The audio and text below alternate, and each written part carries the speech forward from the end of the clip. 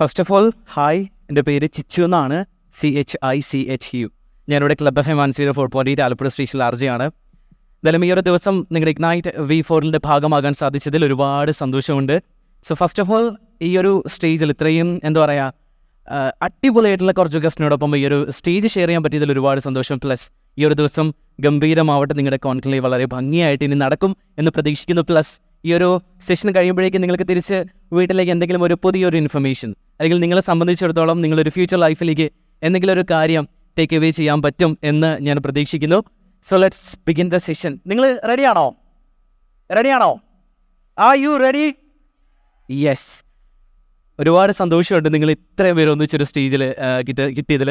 Plus ഒരുപാട് ചോദ്യങ്ങൾ എൻ്റെ കയ്യിലുണ്ട്, പക്ഷേ ഇത്രയും ചോദ്യങ്ങൾ ചോദിക്കാനായിട്ടുള്ള സമയമുണ്ടോ എന്ന് എനിക്ക് അറിഞ്ഞുകൂടാ. എങ്കിലും ഒത്തിരി കാര്യങ്ങൾ ചോദിക്കാനുണ്ട്. അപ്പോൾ ഇവർക്കും നമ്മുടെ കുട്ടികൾക്കും അതൊരുപാട് ഇൻഫോർമേറ്റീവ് ആകും എന്ന് പ്രതീക്ഷിക്കുന്നു. So let me start with Gokulan sir. സാറിൻ്റെ ഒരുപാട് ഇൻ്റർവ്യൂസ് ഒക്കെ കണ്ടപ്പോഴേക്കും ഞാൻ വളരെ ഇൻസ്പയർഡ് ആയിട്ടുള്ള ഒരാളാണ്. കാരണം സാറിൻ്റെ ലൈഫിൽ സാർ ഒരുപാട് എന്താ പറയുക ഭാഗങ്ങളിലൂടെ കടന്നു പോയിട്ടുണ്ട്. ചെറുപ്പത്തിൽ കപ്പലണ്ടി കച്ചവടം നടത്തിയിട്ടുണ്ട്, പിന്നീട് ഒരു മെഡിക്കൽ റെപ്പായിരുന്നു, ദെൻ ലോട്ടറി ഏജൻ്റായി, പിന്നീട് ഒരു ചിറ്റ് ഫണ്ട് തുടങ്ങുന്നു. അത് ഭയങ്കരമായിട്ട് വിജയമാണ്. ആൻഡ് റൈറ്റ് നൗ കേരളത്തിൽ ഒരുപാട് പേര് അറിയുന്ന, ഒരുപാട് പേര് റെസ്പെക്ട് ചെയ്യുന്നൊരു ആളായിട്ട് മാറിയല്ലോ. സോ ഈ ഒരു ലൈഫ് ജേണി എങ്ങനെ ഉണ്ടായിരുന്നു സാർ? കാരണം ഈ ഒരു സ്റ്റാർട്ടിങ്ങിൽ നിന്ന് ഇപ്പോൾ ഒരു സംരംഭകനായി മാറി, കേരളത്തിൽ ഓൾമോസ്റ്റ് എല്ലാവരും അറിയുന്ന ഒരാളായി മാറി നിൽക്കുന്ന ആ ഒരു ജീവിതം സാർ ഇപ്പോൾ എങ്ങനെ നോക്കിക്കാണുന്നു? എൻ്റെ അഭിപ്രായത്തിൽ പരിശ്രമമാണ് എല്ലാത്തിനും കാര്യം. നമുക്കൊരു ഫാഷൻ ഉണ്ടെങ്കിൽ, ഞാൻ ആദ്യം പറഞ്ഞത്, അത് സാധ്യമാകാൻ വേണ്ടിയുള്ള ഒരു പരിശ്രമമാണ് നമ്മൾ ചെയ്യുക. പരിശ്രമിക്കാതെ എവിടെയും നമുക്ക് വിജയിക്കാൻ സാധിക്കും. നമുക്ക് നമ്മൾ വിചാരിച്ച മാതിരി ചിലപ്പം ഫാഷൻ നമുക്ക് ജീവിതത്തിൽ കൊണ്ടുവരാൻ പറ്റുമോ എന്ന് സംശയമാണ്. എന്നാലും നമ്മൾ ആ ഫാഷന് വേണ്ടി നമ്മൾ പരിശ്രമിക്കണം. നമ്മൾ ചെയ്യുന്ന ജോലി വെച്ചിട്ട് തന്നെ ആ ഫാഷന് വേണ്ടി പരിശ്രമിച്ചാൽ തീർച്ചയായും എവിടെ വേണമെങ്കിലും നമുക്ക് എത്താൻ പറ്റും എന്നാണ് എൻ്റെ അഭിപ്രായം. പിന്നെ സാർ ഒരുപാട് തവണ പറഞ്ഞു കേട്ടിട്ടുള്ളൊരു കാര്യമാണ്, അതായത് ഒരു ബിസിനസ്സമൻ എന്ന നിലയിൽ സാറ് പ്രോഫിറ്റ് മാക്സിമൈസേഷൻ അല്ലെങ്കിൽ വെൽത്ത് മാക്സിമൈസേഷനാണ് കൊമേഴ്സ് പഠിക്കുമ്പോൾ നമ്മളൊരു ബിസിനസ്സിൻ്റെ ഒരു മോട്ടീവായിട്ട് നമ്മൾ പറയുന്നത്. പക്ഷേ സാറിൻ്റെ അടുത്ത് ചോദിക്കുമ്പോൾ സാറ് പറയും പ്രോഫിറ്റ് മാത്രമല്ല, നമുക്ക് സോഷ്യൽ റെസ്പോൺസിബിലിറ്റി എന്ന് പറഞ്ഞിട്ടുള്ളൊരു കാര്യം കൂടെ ഉണ്ടോ എന്നുള്ളത്. ആ ഒരു തോട്ടിലേക്ക് സാർ എങ്ങനെയാണ് എത്തിപ്പെട്ടത്? കാരണം നമ്മൾ ഏത് തൊഴിൽ ചെയ്യുമ്പോൾ നമ്മൾ സാമൂഹ്യ പ്രതിബദ്ധതയുള്ള ഒരു ജോലി നമ്മൾ സ്വീകരിക്കുന്ന ഏറ്റവും നന്നായിരിക്കും. നമുക്ക് പരമാവധി ഇപ്പോൾ സംസാരിച്ചു, നമുക്ക് പിന്നെ ജയസൂര്യക്ക് 5 വയസ്സ് മുതൽ 80 വയസ്സ് വരെയുള്ള ആരാധകരുണ്ടെന്ന്. പക്ഷേ ഞങ്ങൾക്ക് നിങ്ങളുടെ മുമ്പിൽ എത്താൻ പറ്റിയില്ലെന്ന്. അപ്പോൾ അതേ സമയത്ത് അദ്ദേഹം ഏറ്റവും നല്ല കഴിവുള്ള ഒരാളാണ്. പക്ഷേ എല്ലാവർക്കും ഒരേപോലെ ആയിരിക്കില്ല. അപ്പോൾ അതുകൊണ്ട് നമ്മൾ ഉള്ള കാര്യങ്ങൾ നമുക്ക് എന്തെല്ലാം സാധ്യമാകാൻ സാധിക്കും അത് നല്ല പ്രാവർത്തികമായിട്ട് കൊണ്ടുവന്ന് വിജയിപ്പിക്കുക. അതാണ് ചെയ്യാൻ ഉദ്ദേശിച്ചത്. അതിന് കൂടെ മദ്രാസിലേക്ക് വണ്ടി കയറിയത് സിനിമയിൽ അഭിനയിക്കാനായിട്ടായിരുന്നോ? സിനിമ അതായത് മദ്രാസിൽ വരും എൻ്റെ ഒരു ഫാഷനായിരുന്നത്. സിനിമ നാടകത്തിലൊക്കെ 7 ക്ലാസ് മുതൽ ഡിഗ്രി പാസ്സാകുന്നത് വരെ ഞങ്ങൾ നാടകം കൊണ്ട് കളിച്ച ആളാണ്. അപ്പോൾ ഒരു ആഗ്രഹമായിരുന്നു സിനിമ നടനാകുമായിരുന്നു. പക്ഷേ ഞങ്ങൾ മദ്രാസിൽ പോയപ്പോൾ എനിക്ക് മനസ്സിലായി, അതായത് നമ്മൾ കുരുമുളക് വള്ളി കണ്ടിട്ടുണ്ടോ? കുരുമുളക് വള്ളി അത് പടരുന്നത് എങ്ങനെയാണെന്നറിയോ? ഒരു കവുങ്ങലാണ്. അത് കവുങ്ങില്ലെങ്കിൽ അത് വളരാൻ പറ്റില്ല. അത് നിലത്ത് വളർന്നാൽ അതിന് പ്രയോജനം ഉണ്ടാവില്ല. അതുപോലെ നമുക്ക് അങ്ങനെ വളരാനുള്ള ശക്തി നമുക്ക് അവിടെ ഉണ്ടായിരുന്നില്ല. അതുകൊണ്ടാണ് നമ്മൾ ഈ ബിസിനസ്സിലേക്ക് അന്ന് ഞാൻ സിനിമ അഭിനയിക്കണമെന്ന് ആഗ്രഹിച്ചാണെങ്കിൽ ഇന്ന് ഞാൻ അതൊക്കെ സഫലമായി കഴിഞ്ഞു എന്നാണ് എൻ്റെ വിശ്വാസം. ഒരുപാട് സിനിമ എന്തായാലും നമ്മൾ എന്തെങ്കിലും ശ്രമിച്ചിട്ടുണ്ടെങ്കിൽ, നമ്മൾ അതിനു വേണ്ടി നമ്മൾ ശ്രമിക്കുകയാണെങ്കിൽ തീർച്ചയായും നമുക്കത് വിജയിക്കാൻ സാധിക്കും എന്നാണ്. തീർച്ചയായിട്ടും. Thank you sir. And we have with us Jayasurya, the one and only Jayasurya. ഒരു കൈയടി. ഓക്കെ, ഒരുപാട് സന്തോഷമുണ്ട്. ഈ ഒരു മാസത്തിൻ്റെ ഒരു പ്രത്യേകത എനിക്ക് തോന്നുന്നു, ജയേട്ടൻ്റെ ലാസ്റ്റ് മൂവി റിലീസായത് കഴിഞ്ഞ ഏപ്രിൽ മാസമാണ്. അപ്പോൾ ഒരു 1 year ആയി. ഈ 1 year ആയിട്ടും നമ്മൾ കാത്തിരിക്കുന്നത് കത്തനാർ മൂവിക്ക് വേണ്ടിയിട്ടാണ് എന്നൊരു ഫീലാണ്. സോ മൂവിയുടെ പ്രൊഡ്യൂസർ ആൻഡ് ദി ആക്ടർ, നിങ്ങൾ രണ്ടുപേരും ഒന്നിച്ചൊരു വേദിയിൽ. ആൻഡ് എനിക്ക് റോജൻ സാർ പറഞ്ഞൊരു കാര്യമുണ്ട്, ഒരു ഹോളിവുഡ് ലെവലാണ് പടം പിടിച്ചിരിക്കുന്നത് എന്നുള്ളത്, ഒരു ഹാരി പോട്ടർ ലെവലൊക്കെ. സോ എന്താണ് കത്തനാർ? ഞങ്ങൾ പ്രതീക്ഷിക്കുന്നത് മൂവിക്ക് വേണ്ടിയിട്ടാണ്. അല്ല, കത്തനാർ എന്ന് പറയുന്നത് എല്ലാവർക്കും അറിയാവുന്നത് തന്നെയാണ്. പക്ഷേ പറഞ്ഞിട്ടുള്ള കഥയാണ്. പക്ഷേ അതെങ്ങനെ പുതിയതായി പറയുന്നു എന്നുള്ളതാണ് ഈ സിനിമയുടെ ഏറ്റവും വലിയ പ്രത്യേകതയായിട്ട് എനിക്ക് തോന്നുന്നത്. അപ്പോൾ ഞാനും ആഗ്രഹിക്കുന്നത് മലയാളത്തിൽ നിന്നും ഈ പറഞ്ഞതുപോലെ ഒരു ഹോളിവുഡ് റേഞ്ചിലുള്ളൊരു സിനിമ അതിൻ്റെ ഭാഗമാകുന്നു. ഇതൊക്കെ നമുക്ക് ഇവിടെ നിന്ന് തള്ളി മറിക്കാമെന്ന് മാത്രമേ ഉള്ളൂ കേട്ടോ. ഇതൊക്കെ പുറത്ത് വരുമ്പോൾ അറിയാം. അന്ന് പറഞ്ഞത് ഹോളിവുഡ് ഇപ്പം കണ്ടില്ലേ, അതുകൊണ്ട് ഒന്നും പറയുന്നില്ല. അത് റിസൾട്ട് വരട്ടെ. നേരത്തെ അദ്ദേഹം പറഞ്ഞതുപോലെ നമ്മൾ മാക്സിമം ഇതിനു വേണ്ടി പരിശ്രമിക്കുന്നുണ്ട്. ഞാൻ നേരത്തെ പറഞ്ഞിരുന്നു ഇവിടെ വെച്ചിട്ട്, ഇപ്പോൾ ഗോപാലേട്ടനെ കിട്ടിയതാണ് ഞങ്ങൾക്ക്. ഇപ്പോൾ ഇതിൽ അനുഷ്ക ഷെട്ടി എന്ന് പറയുന്ന ബാഹുബലിയിൽ അഭിനയിച്ച ആക്ട്രസ്സാണ് ഇതിൽ അഭിനയിക്കുന്നത്. പ്രഭുദേവനെ പോലത്തെ ഒരു ആക്ടറാണ് ഇതിൽ അഭിനയിക്കുന്നത്. അപ്പോൾ അങ്ങനെയുള്ളവരെയൊക്കെ കൊണ്ടുവരാൻ കഴിഞ്ഞതും പിന്നെ ഈ പറഞ്ഞതുപോലെ റോജിൻ്റെ വിഷനും നമുക്ക് ഒരുപാട് പൈസ ചിലപ്പോൾ ഇൻവെസ്റ്റ് ചെയ്യാൻ പറ്റും വലിയ സിനിമകൾ ചെയ്യാൻ. പക്ഷെ അത്രയും ഒരു ക്വാളിറ്റിയിൽ എടുക്കണമെങ്കിൽ ആ ഒരു സെൻസ് വേണം. അത് റോജിനുണ്ടെന്നാണ് ഞാൻ പൂർണ്ണമായിട്ടും വിശ്വസിക്കുന്നത്. അപ്പോൾ അതിൻ്റെ ഭാഗമാകാൻ കഴിഞ്ഞാൽ എനിക്കും സന്തോഷമുണ്ട്. ഞങ്ങളും ആ ഒരു വിശ്വാസത്തിൽ പ്രതീക്ഷയിൽ തന്നെയാണ്. കാരണം ഈ ഒരു വർഷം മലയാള സിനിമയെ സംബന്ധിച്ചിടത്തോളം ഗംഭീരമായിട്ടുള്ളൊരു വർഷമാണ്. തീർച്ചയായിട്ടും. അപ്പോൾ തിയേറ്ററുകളിലേക്ക് ആളുകൾ എത്തിക്കൊണ്ടിരിക്കുന്നു എന്ന് തോന്നുന്നുണ്ടോ ചേട്ടനെ? അയ്യോ, സംശയമില്ലല്ലോ, സംശയമില്ല. അതാ ഞാൻ നേരത്തെ പറഞ്ഞത്, ഇത് മലയാള സിനിമയുടെ സുവർണ്ണ കാലമാണ്. അപ്പോൾ ആ കാലത്തിൽ നിൽക്കാൻ പറ്റുകയെന്ന് പറഞ്ഞാൽ വലിയൊരു കാര്യമല്ലേ. കാരണം ഇപ്പോൾ എല്ലാവരും നമ്മുടെ എന്താ പറയുക, സിനിമയുടെ കോണ്ടൻറ്റ് ഭയങ്കരമാണെന്ന് എല്ലാവരും പറയുന്നുണ്ട്. അതുകൊണ്ട് തന്നെയാണ് മലയാള സിനിമയിൽ നിന്നാണ് ഏറ്റവും കൂടുതൽ റീമേക്കുകൾ സംഭവിച്ചിട്ടുള്ളത് നമ്മുടെ സിനിമകളിൽ നിന്ന് മാത്രമാണെന്നാണ് ഞാൻ പൂർണ്ണമായിട്ടും വിശ്വസിക്കുന്നത്. സോ എന്താ പറയുക, wish you all the very best. Movie ഒരു ഗംഭീര ഹിറ്റ് ആവട്ടെ. താങ്ക് യു ചിഞ്ചു അല്ലേ പേര്? ചിഞ്ചു അതെ, CHICHU. So Rishiraj Singh sir എങ്ങനെയുണ്ട്? How's your retirement life? Retirement life സർവീസിനേക്കാൾ കൂടുതൽ ഇപ്പം ഞാൻ ബിസിയാണ്. സ്കൂൾ കോളേജുകളിൽ പോവുക, കുട്ടികളോട് സംസാരിക്കുക, ലഹരി വസ്തുക്കളെതിരായിട്ട്.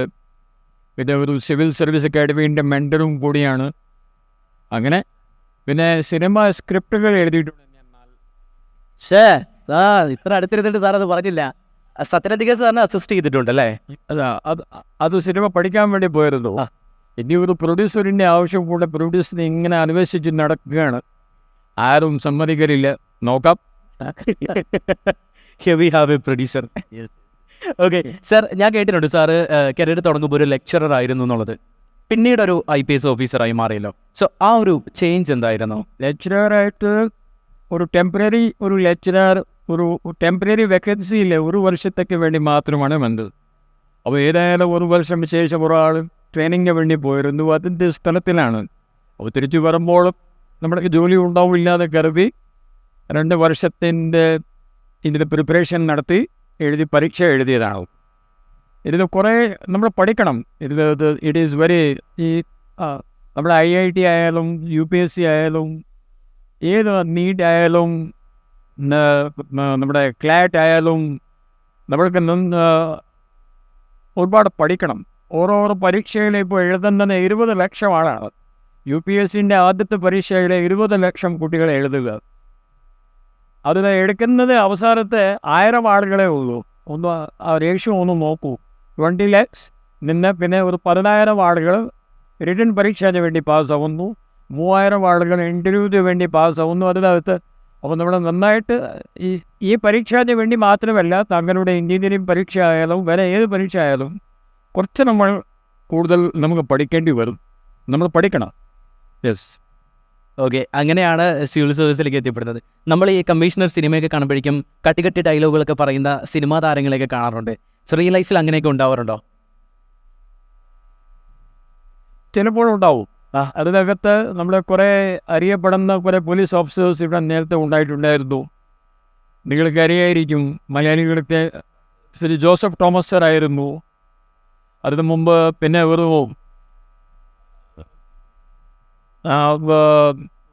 നമ്മുടെ തിരുവനന്തപുരത്തിൽ നമ്മുടെ മുകുന്ദൻ ആയിരുന്നു. ഇങ്ങനെ കുറേ അറിയപ്പെടുന്ന ആളുകളുണ്ട്. അവരോട് നമ്മുടെ സിനിമയിൽ കാണുന്ന വേഷം നമ്മുടെ റിയൽ ജീവിതത്തിൽ ഞാൻ കണ്ടിട്ടുണ്ട്.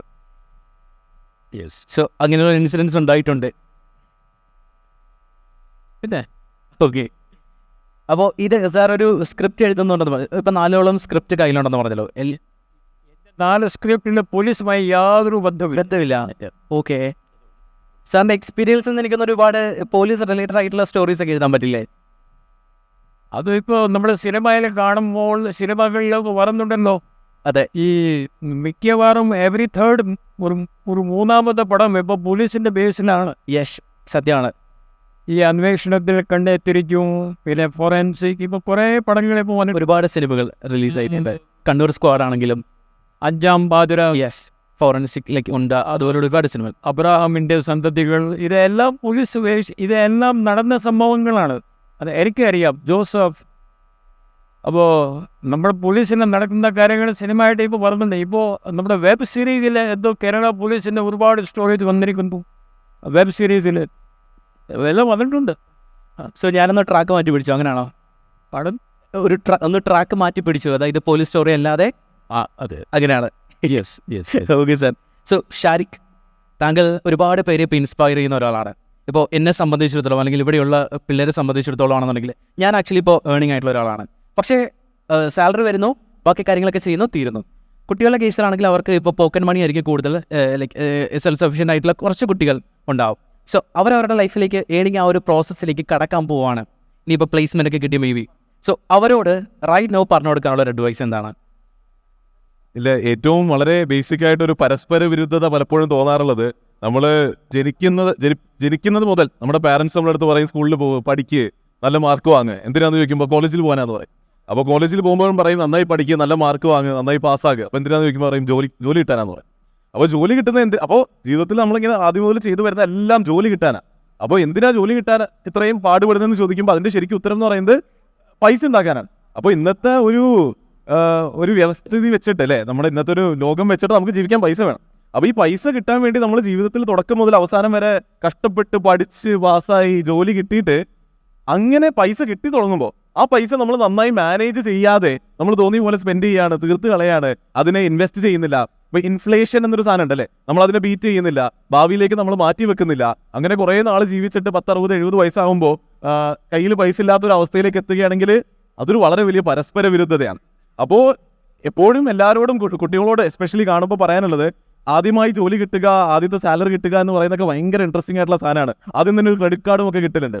അപ്പോൾ ആ ഒരു സമയത്തിൽ അതിലിങ്ങനെ ഒഴുകി പോകാതെ കുറച്ചൊരു ഫൈനാൻഷ്യൽ ഡിസിപ്ലിൻ അപ്പോഴേ കൊണ്ടുവരികയാണെങ്കിൽ, കാരണം നമ്മുടെ എൻ്റയർ പർപ്പസ് അതാണ്. പൈസ ഉണ്ടാക്കുന്നതിൻ്റെ പർപ്പസേ ലൈഫ് കംഫർട്ടബിൾ ആയിട്ട് മരണം വരെ ജീവിക്കുക എന്നുള്ളതാണ്. അപ്പോൾ നമ്മൾ വരുന്ന പൈസയെ റെസ്പെക്ട് ചെയ്യാതെ തോന്നിയ പോലെ ജീവിക്കുകയാണെങ്കിൽ പിന്നെ അതിന് ഒരു പോയിന്റ് ഉണ്ടാകില്ല. അപ്പോൾ ആ ഒരു ഫൈനാൻഷ്യൽ ഡിസിപ്ലിൻ എന്നുള്ളത് ആദ്യമേ കൊണ്ടുവരിക എന്നുള്ളത് ഒരു വളരെ ഇമ്പോർട്ടൻ്റ് ആയിട്ടുള്ള സംഭവമാണ്.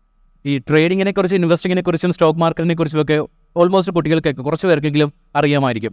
സോ ഈ ഒരു സമയത്തിന് അവരത് കൃത്യമായിട്ട് പഠിച്ച് ജോലി കിട്ടുമ്പോൾ തന്നെ ഇൻവെസ്റ്റ് ചെയ്ത് തുടങ്ങണ്ടേ എന്താണ് ഒരു അഭിപ്രായം? അതെ, അപ്പോൾ ഇത് വളരെ തെറ്റിദ്ധരിക്കപ്പെട്ടൊരു സാധനമാണ് ഇൻവെസ്റ്റിങ്ങും ട്രേഡിങ്ങും. ഇൻവെസ്റ്റിംഗ് എന്ന് പറയുന്നത് നമ്മുടെ പൈസ ബാങ്കിലിട്ട് വെക്കാതെ അതിനെ കുറച്ച് അതിൽ ഗ്രോത്ത് കൊടുക്കാൻ ശ്രമിക്കുന്നതിനാണ് ഇൻവെസ്റ്റിംഗ് എന്ന് പറയുന്നത് അല്ലേ. നമ്മുടെ കയ്യിൽ പൈസ ഉണ്ടെങ്കിൽ നമുക്ക് വേണമെങ്കിൽ ബാങ്കിലിട്ട് വെക്കാം, ഇല്ലെങ്കിൽ മറ്റ് കമ്പനികളുടെ സ്റ്റോക്ക് വാങ്ങിച്ചു വെക്കാം, അല്ലെങ്കിൽ മ്യൂച്വൽ ഫണ്ടിൽ പൈസ ഇൻവെസ്റ്റ് ചെയ്യാം.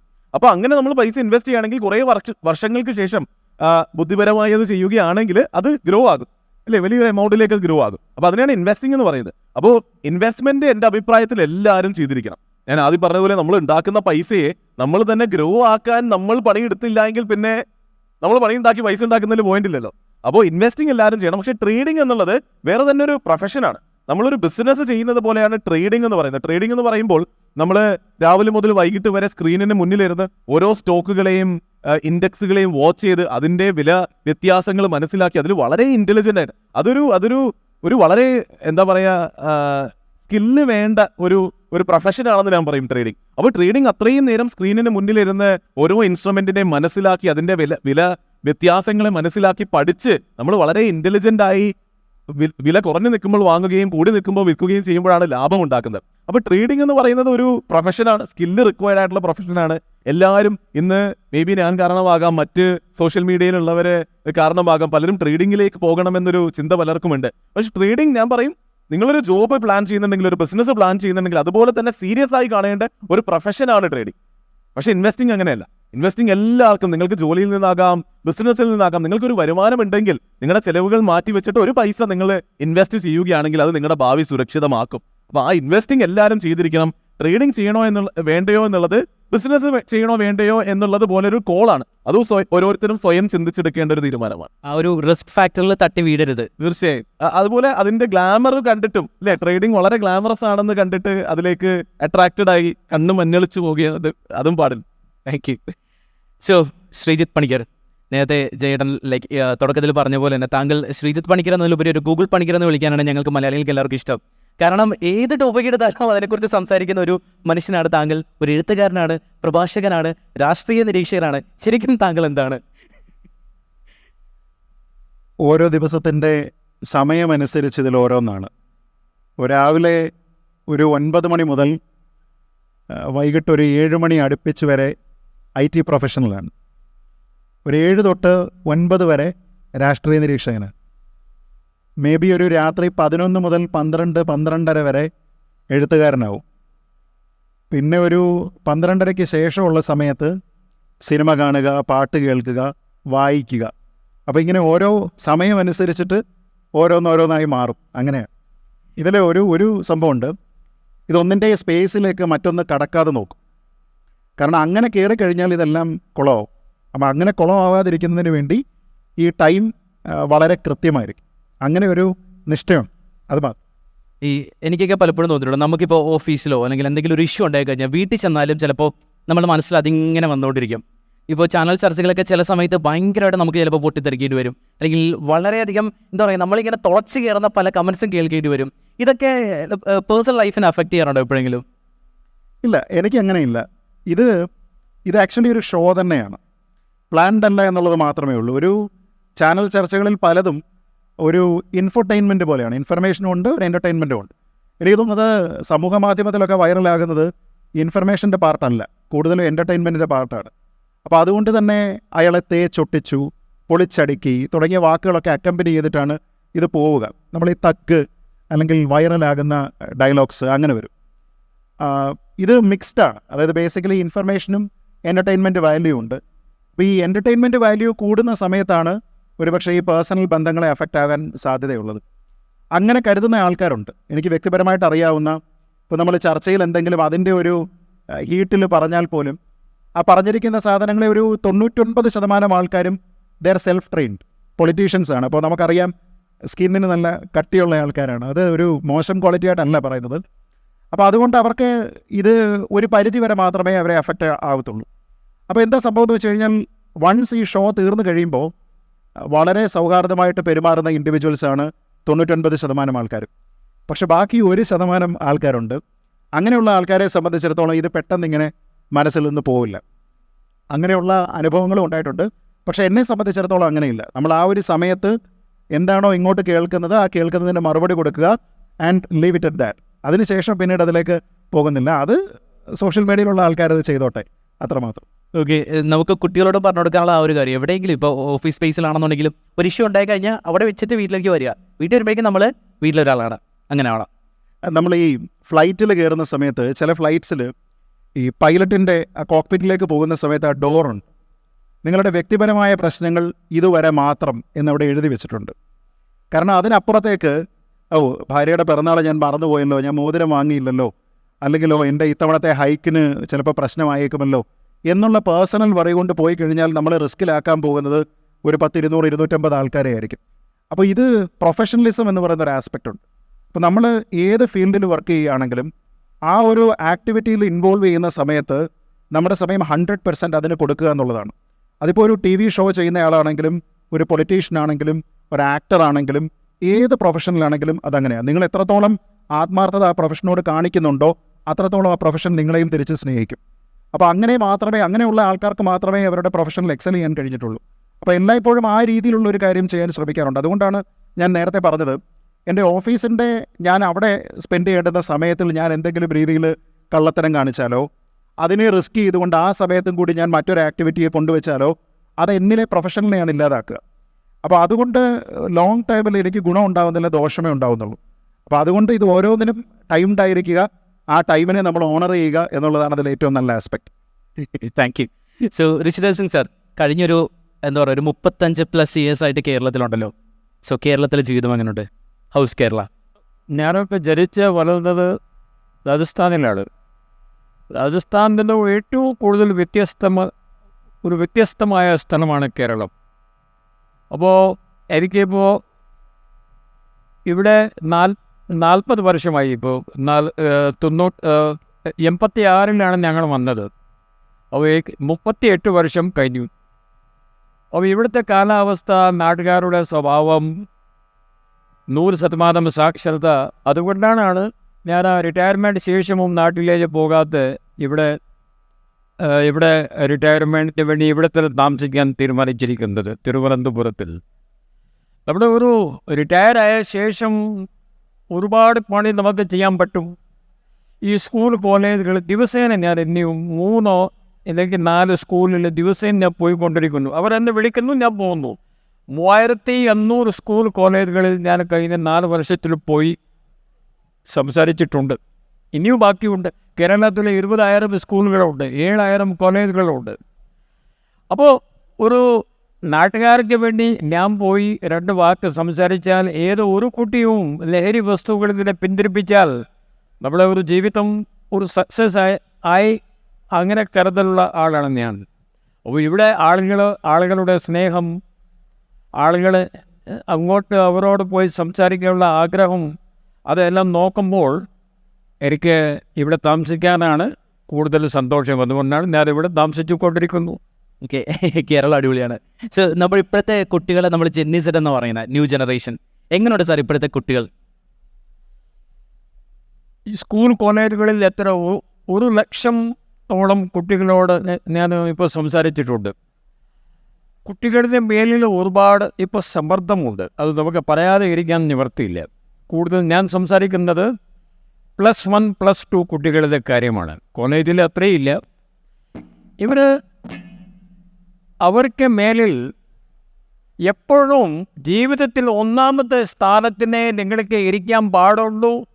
അങ്ങനെ അച്ഛന്മാരും എപ്പോഴും അവരോട് പറയുന്നു, ടീച്ചർമാരും പറയുന്നു. അതിൻ്റെ ആവശ്യമില്ല. 1ാമത്തെ സ്ഥാനത്തിൽ വന്നിട്ടും നിങ്ങൾ പാസ്സാക്കിയാലും ചിലപ്പോൾ 2ാമത്തെ സ്ഥാനത്തിന് ആയാലും ഇല്ലെങ്കിൽ ഇവിടെ ഒരു നല്ല മാർക്സ് കൊണ്ട് പാസ്സായാലും അതിനകത്ത് വ്യത്യാസമൊന്നുമില്ല. കാരണം ഇപ്പോൾ ഇന്ത്യ രാജ്യത്തിൽ ഒരു കോളേജിൽ അഡ്മിഷൻ വേണമെങ്കിൽ പണ്ടത്തെ പോലെയല്ല, കൂടുതൽ മാർക്സിൻ്റെ അടിസ്ഥാനത്തിൽ ഇപ്പോൾ അഡ്മിഷൻ കിട്ടുന്നില്ല. ഇപ്പോൾ കോളേജ് എഡ്യൂക്കേഷനിൽ ഇപ്പോൾ ക്വേറ്റ് പരീക്ഷ വന്നു, കോമൺ യൂണിവേഴ്സിറ്റി എൻട്രൻസ് ടെസ്റ്റ്. ആ ടെസ്റ്റ് പാസ്സായ ആൾക്ക് മാത്രമേ കോളേജിൽ അഡ്മിഷൻ ഉള്ളൂ, നല്ല അറിയപ്പെടുന്ന യൂണിവേഴ്സിറ്റിയിൽ അഡ്മിഷൻ ഉള്ളൂ. അപ്പോൾ ഈ കുട്ടിയെ 1ാമത്തെ ക്ലാസ് മുതൽ 12ാമത്തെ ക്ലാസ് വരെ നിങ്ങൾ കൂടുതൽ പഠിക്കണം, കൂടുതൽ മാർക്സ് കൊണ്ടുവരണം. അത് പറയുമ്പോൾ ഈ കുട്ടികളുടെ സമയം കണ്ടുപിടിക്കാതെ ബുദ്ധിമുട്ടാവുന്നു. അവർക്ക് സോഷ്യൽ ലൈഫില്ല, സ്കൂളിൽ 8 മണിക്കൂർ ഇരിക്കണം, പിന്നെ ട്യൂഷനിൽ പോകണം, പിന്നെ വന്നിട്ട് ഹോംവർക്ക് ചെയ്യണം. അപ്പോൾ കുട്ടികൾ ശരിക്കും നോക്കിയാൽ അവർക്ക് ഇപ്പോൾ ഒരുപാട് ടെൻഷൻ, പിരിമുറുക്കം, സമ്മർദ്ദം ഇപ്പോൾ കുട്ടികളിൽ ഉണ്ടായിട്ടുണ്ട്. അത് കൂടുതൽ ഉണ്ടാവുന്നത് ഈ പാരൻസിൻ്റെ അവരുടെ ആഗ്രഹങ്ങൾ നടക്കണം അതിനു വേണ്ടിയാണ്. ഈ കാര്യമാണ് ഞാൻ പോയി പറയുന്നത്. പാരൻസ് ആക്ച്വലി ഇന്നത്തെ കാലത്തിൽ കുട്ടികളെക്കാൾ കൂടുതൽ അവരുടെ പാരൻസുമായി സംസാരിക്കാനുള്ള ആവശ്യം വന്നിരിക്കുകയാണ്. അപ്പോൾ അവർ ഏത് സ്കൂളിൽ പോയാലും നമ്മളെല്ലാവരും സ്കൂളിൽ പോയിട്ടുണ്ട്. സ്കൂളിൽ പോകുമ്പോൾ നമ്മൾ വളരെ ഹാപ്പി ആയിരുന്നു, നമ്മുടെ മുഖത്തിൽ എപ്പോഴും സന്തോഷമായിരുന്നു. പാസ് ഫെയിൽ മാത്രം നമ്മുടെ പ്രോഗ്രസ് കാർഡിൽ ഇയാൾ പാസ്സായി അത്ര മാത്രമേ അവർ എഴുതുകയായിരുന്നു. Life was so simple. അങ്ങനെയാണോ ഇപ്പോൾ? A+, AA+, എന്തെല്ലാം കാര്യങ്ങൾ അവർ ചെയ്തിരിക്കുന്നു. കുട്ടി പാവം, അതിൻ്റെ പേരിൽ കുട്ടിയുടെ ജീവിതം ഇപ്പോൾ വെറുതെ നമ്മൾ പാഴാക്കുന്നു. അങ്ങനെ ഒരു സംശയം എനിക്ക് ഇപ്പോൾ വന്നിട്ടുണ്ട്. ചിലപ്പോൾ ഇത്രയും മുതിർന്നൊരു സിവിൽ സർവീസ് ഓഫീസർ എന്ന നിലയിൽ സിവിൽ സർവീസ് എന്നൊരു ലക്ഷ്യമുള്ള കുട്ടികൾ നമുക്കിടയിൽ ഉണ്ടാവുമല്ലോ. അവർക്ക് സാർ പറഞ്ഞു കൊടുക്കുന്ന ഒരു അഡ്വൈസ് എന്താണ്? അവരോട് പറയാതെ അഡ്വൈസ് പറഞ്ഞു വെച്ചാൽ ആദ്യത്തെ അവരുടെ കയ്യിൽ ഇരിക്കുന്ന ഡിഗ്രി നന്നായിട്ട് പഠിക്കണം. You should at least this 4 years. അതിനു വേണ്ടി നിങ്ങൾ പാടുപെട്ടിട്ട് ഒരു പരീക്ഷ പാസ്സാക്കിയിട്ട് ഇവിടെ വന്നല്ലോ. UPSC 21 വയസ്സിന് ശേഷമേ എഴുതാൻ പാടുള്ളൂ. പിന്നെ ഒരു ഡിഗ്രീൻ്റെ ആവശ്യമുണ്ട്, പോസ്റ്റ് ഗ്രാജുവേഷൻ ആവശ്യമില്ല, വെറും ഒരു ഡിഗ്രി മതി. അപ്പോൾ ആ ഡിഗ്രീന് അത് നിങ്ങൾ നന്നായിട്ട് പഠിച്ചാൽ താങ്കൾക്ക് ഇപ്പോൾ പഠിക്കുന്ന ഒരു സബ്ജക്റ്റ് UPSC താഴത്തെ പാസ്സാക്കാൻ ഈസി ആയിരിക്കും. ഇപ്പോൾ പഠിപ്പിക്കുന്നത് ഇവിടെ നമ്മുടെ സയൻസ്, IT, നമ്മുടെ മാത്സ്, സയൻസ്, ബയോളജി, സൂവോളജി, ഇല്ലെങ്കിൽ മാത്സ്, ഇല്ലെങ്കിൽ IT, ഈ സബ്ജക്റ്റുകളുടെ എല്ലാം UPSC-യിലും ഉണ്ട്. നിങ്ങൾ ഇത് നന്നായിട്ട് പഠിച്ചാൽ താങ്കൾക്ക് ഇതിൻ്റെ ഗുണം അവിടെ ഉണ്ടാവും. അത് പറയുകയായിരുന്നു. UPSC-ൻ്റെ പേരിൽ 8th ക്ലാസ്സിന് ശേഷം 9ാമത്തെ ക്ലാസ്സിന് ശേഷം അവരുടെ ആ പഠനം നോക്കാതെ UPSC പരീക്ഷയ്ക്ക് വേണ്ടി മാത്രം കൺസെൻട്രേറ്റ് ചെയ്താൽ അതും ചെയ്യാൻ പറ്റില്ല, ഇതും ചെയ്യാൻ പറ്റാത്ത ഒരു അവസ്ഥ ഉണ്ടാവും. So what ever degree you are doing, be serious in this will help you. നിനക്ക് ജോലിയും കിട്ടും, ഇല്ലെങ്കിൽ നിങ്ങൾക്ക് UPSC-യിൽ പാസ്സാക്കാനും സാധിക്കും. If you have studied well now. Thank you sir, thank you. Rishiraj Singh സാറിന് അത്യാവശ്യമായിട്ട് ഇന്ന് ഈ ഒരു അവസരത്തിൽ നമ്മളെ ഒരു ടാറ്റ ബൈ ബൈ പറഞ്ഞ് പോകേണ്ടതായിട്ടുണ്ട്. സാറിന് ട്രെയിൻ ടൈം ആയിട്ടുണ്ട്. സാർ എന്തായാലും ഒരുപാട് സന്തോഷം ഇന്ന് ഈ ഒരു കോൺക്ലേവിൽ ഞങ്ങളുടെ കൂടെ ജോയിൻ ചെയ്തതിലും. അപ്പോൾ ഒരുപാട് സ്നേഹത്തോടെ ചെയർമാൻ ഗോകുലൻ സാറിനെ വെൽക്കം ചെയ്യാണ്. സാറിന് ഒരു ടോക്കൺ ഓഫ് ഗ്രാറ്റിറ്റ്യൂഡ് നൽകാനായിട്ട്.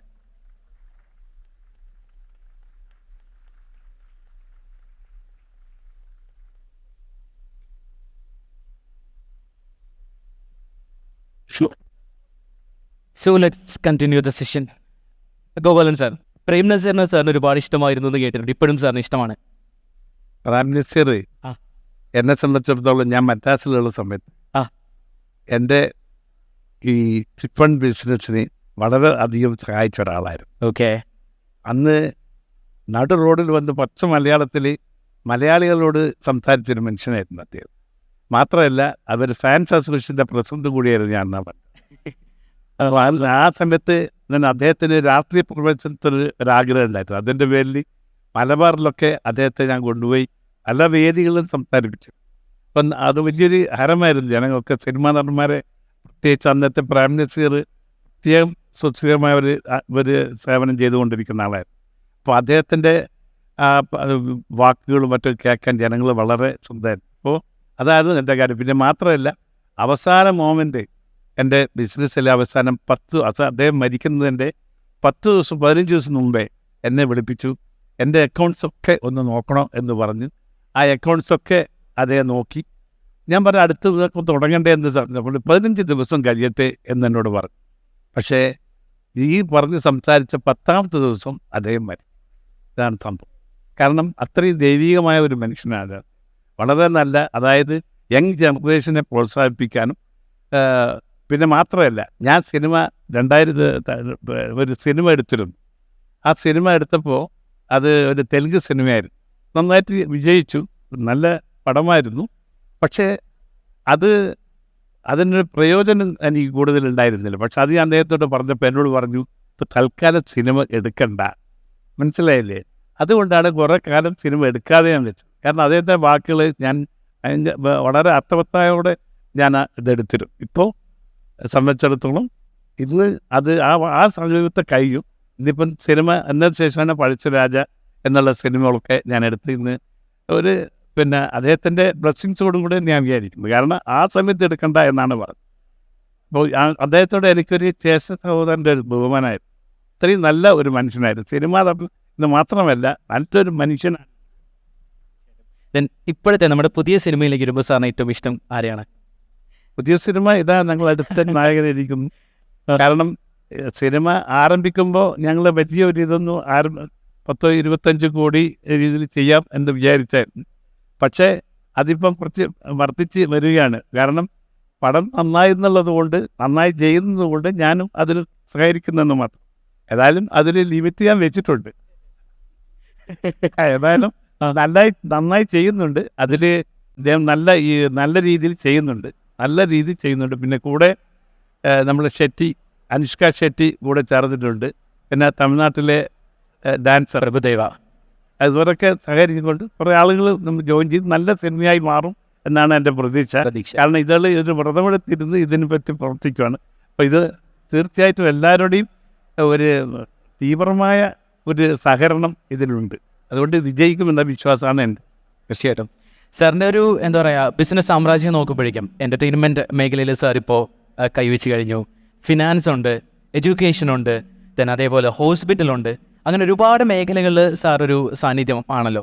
മാത്രമല്ല സാർ പറഞ്ഞിട്ടുണ്ട് ഇതെല്ലാം ഞാൻ പ്രോപ്പറായിട്ട് കൺട്രോൾ ചെയ്യുന്നുണ്ട്, ചെക്ക് ചെയ്യുന്നുണ്ട്, ഒരു ഗൈഡൻസ് ഉണ്ടെന്നുള്ളത്. ഇതൊക്കെ എങ്ങനെ ഇതെല്ലാം കൂടെ മാനേജ് ചെയ്യാനായിട്ട് സാധിക്കുന്നു? ഇപ്പോൾ ടാറ്റയും ബർലൊക്കെ മുതലാളിയാണോ കൂടി ചെയ്യുന്നത്? അല്ലല്ലോ.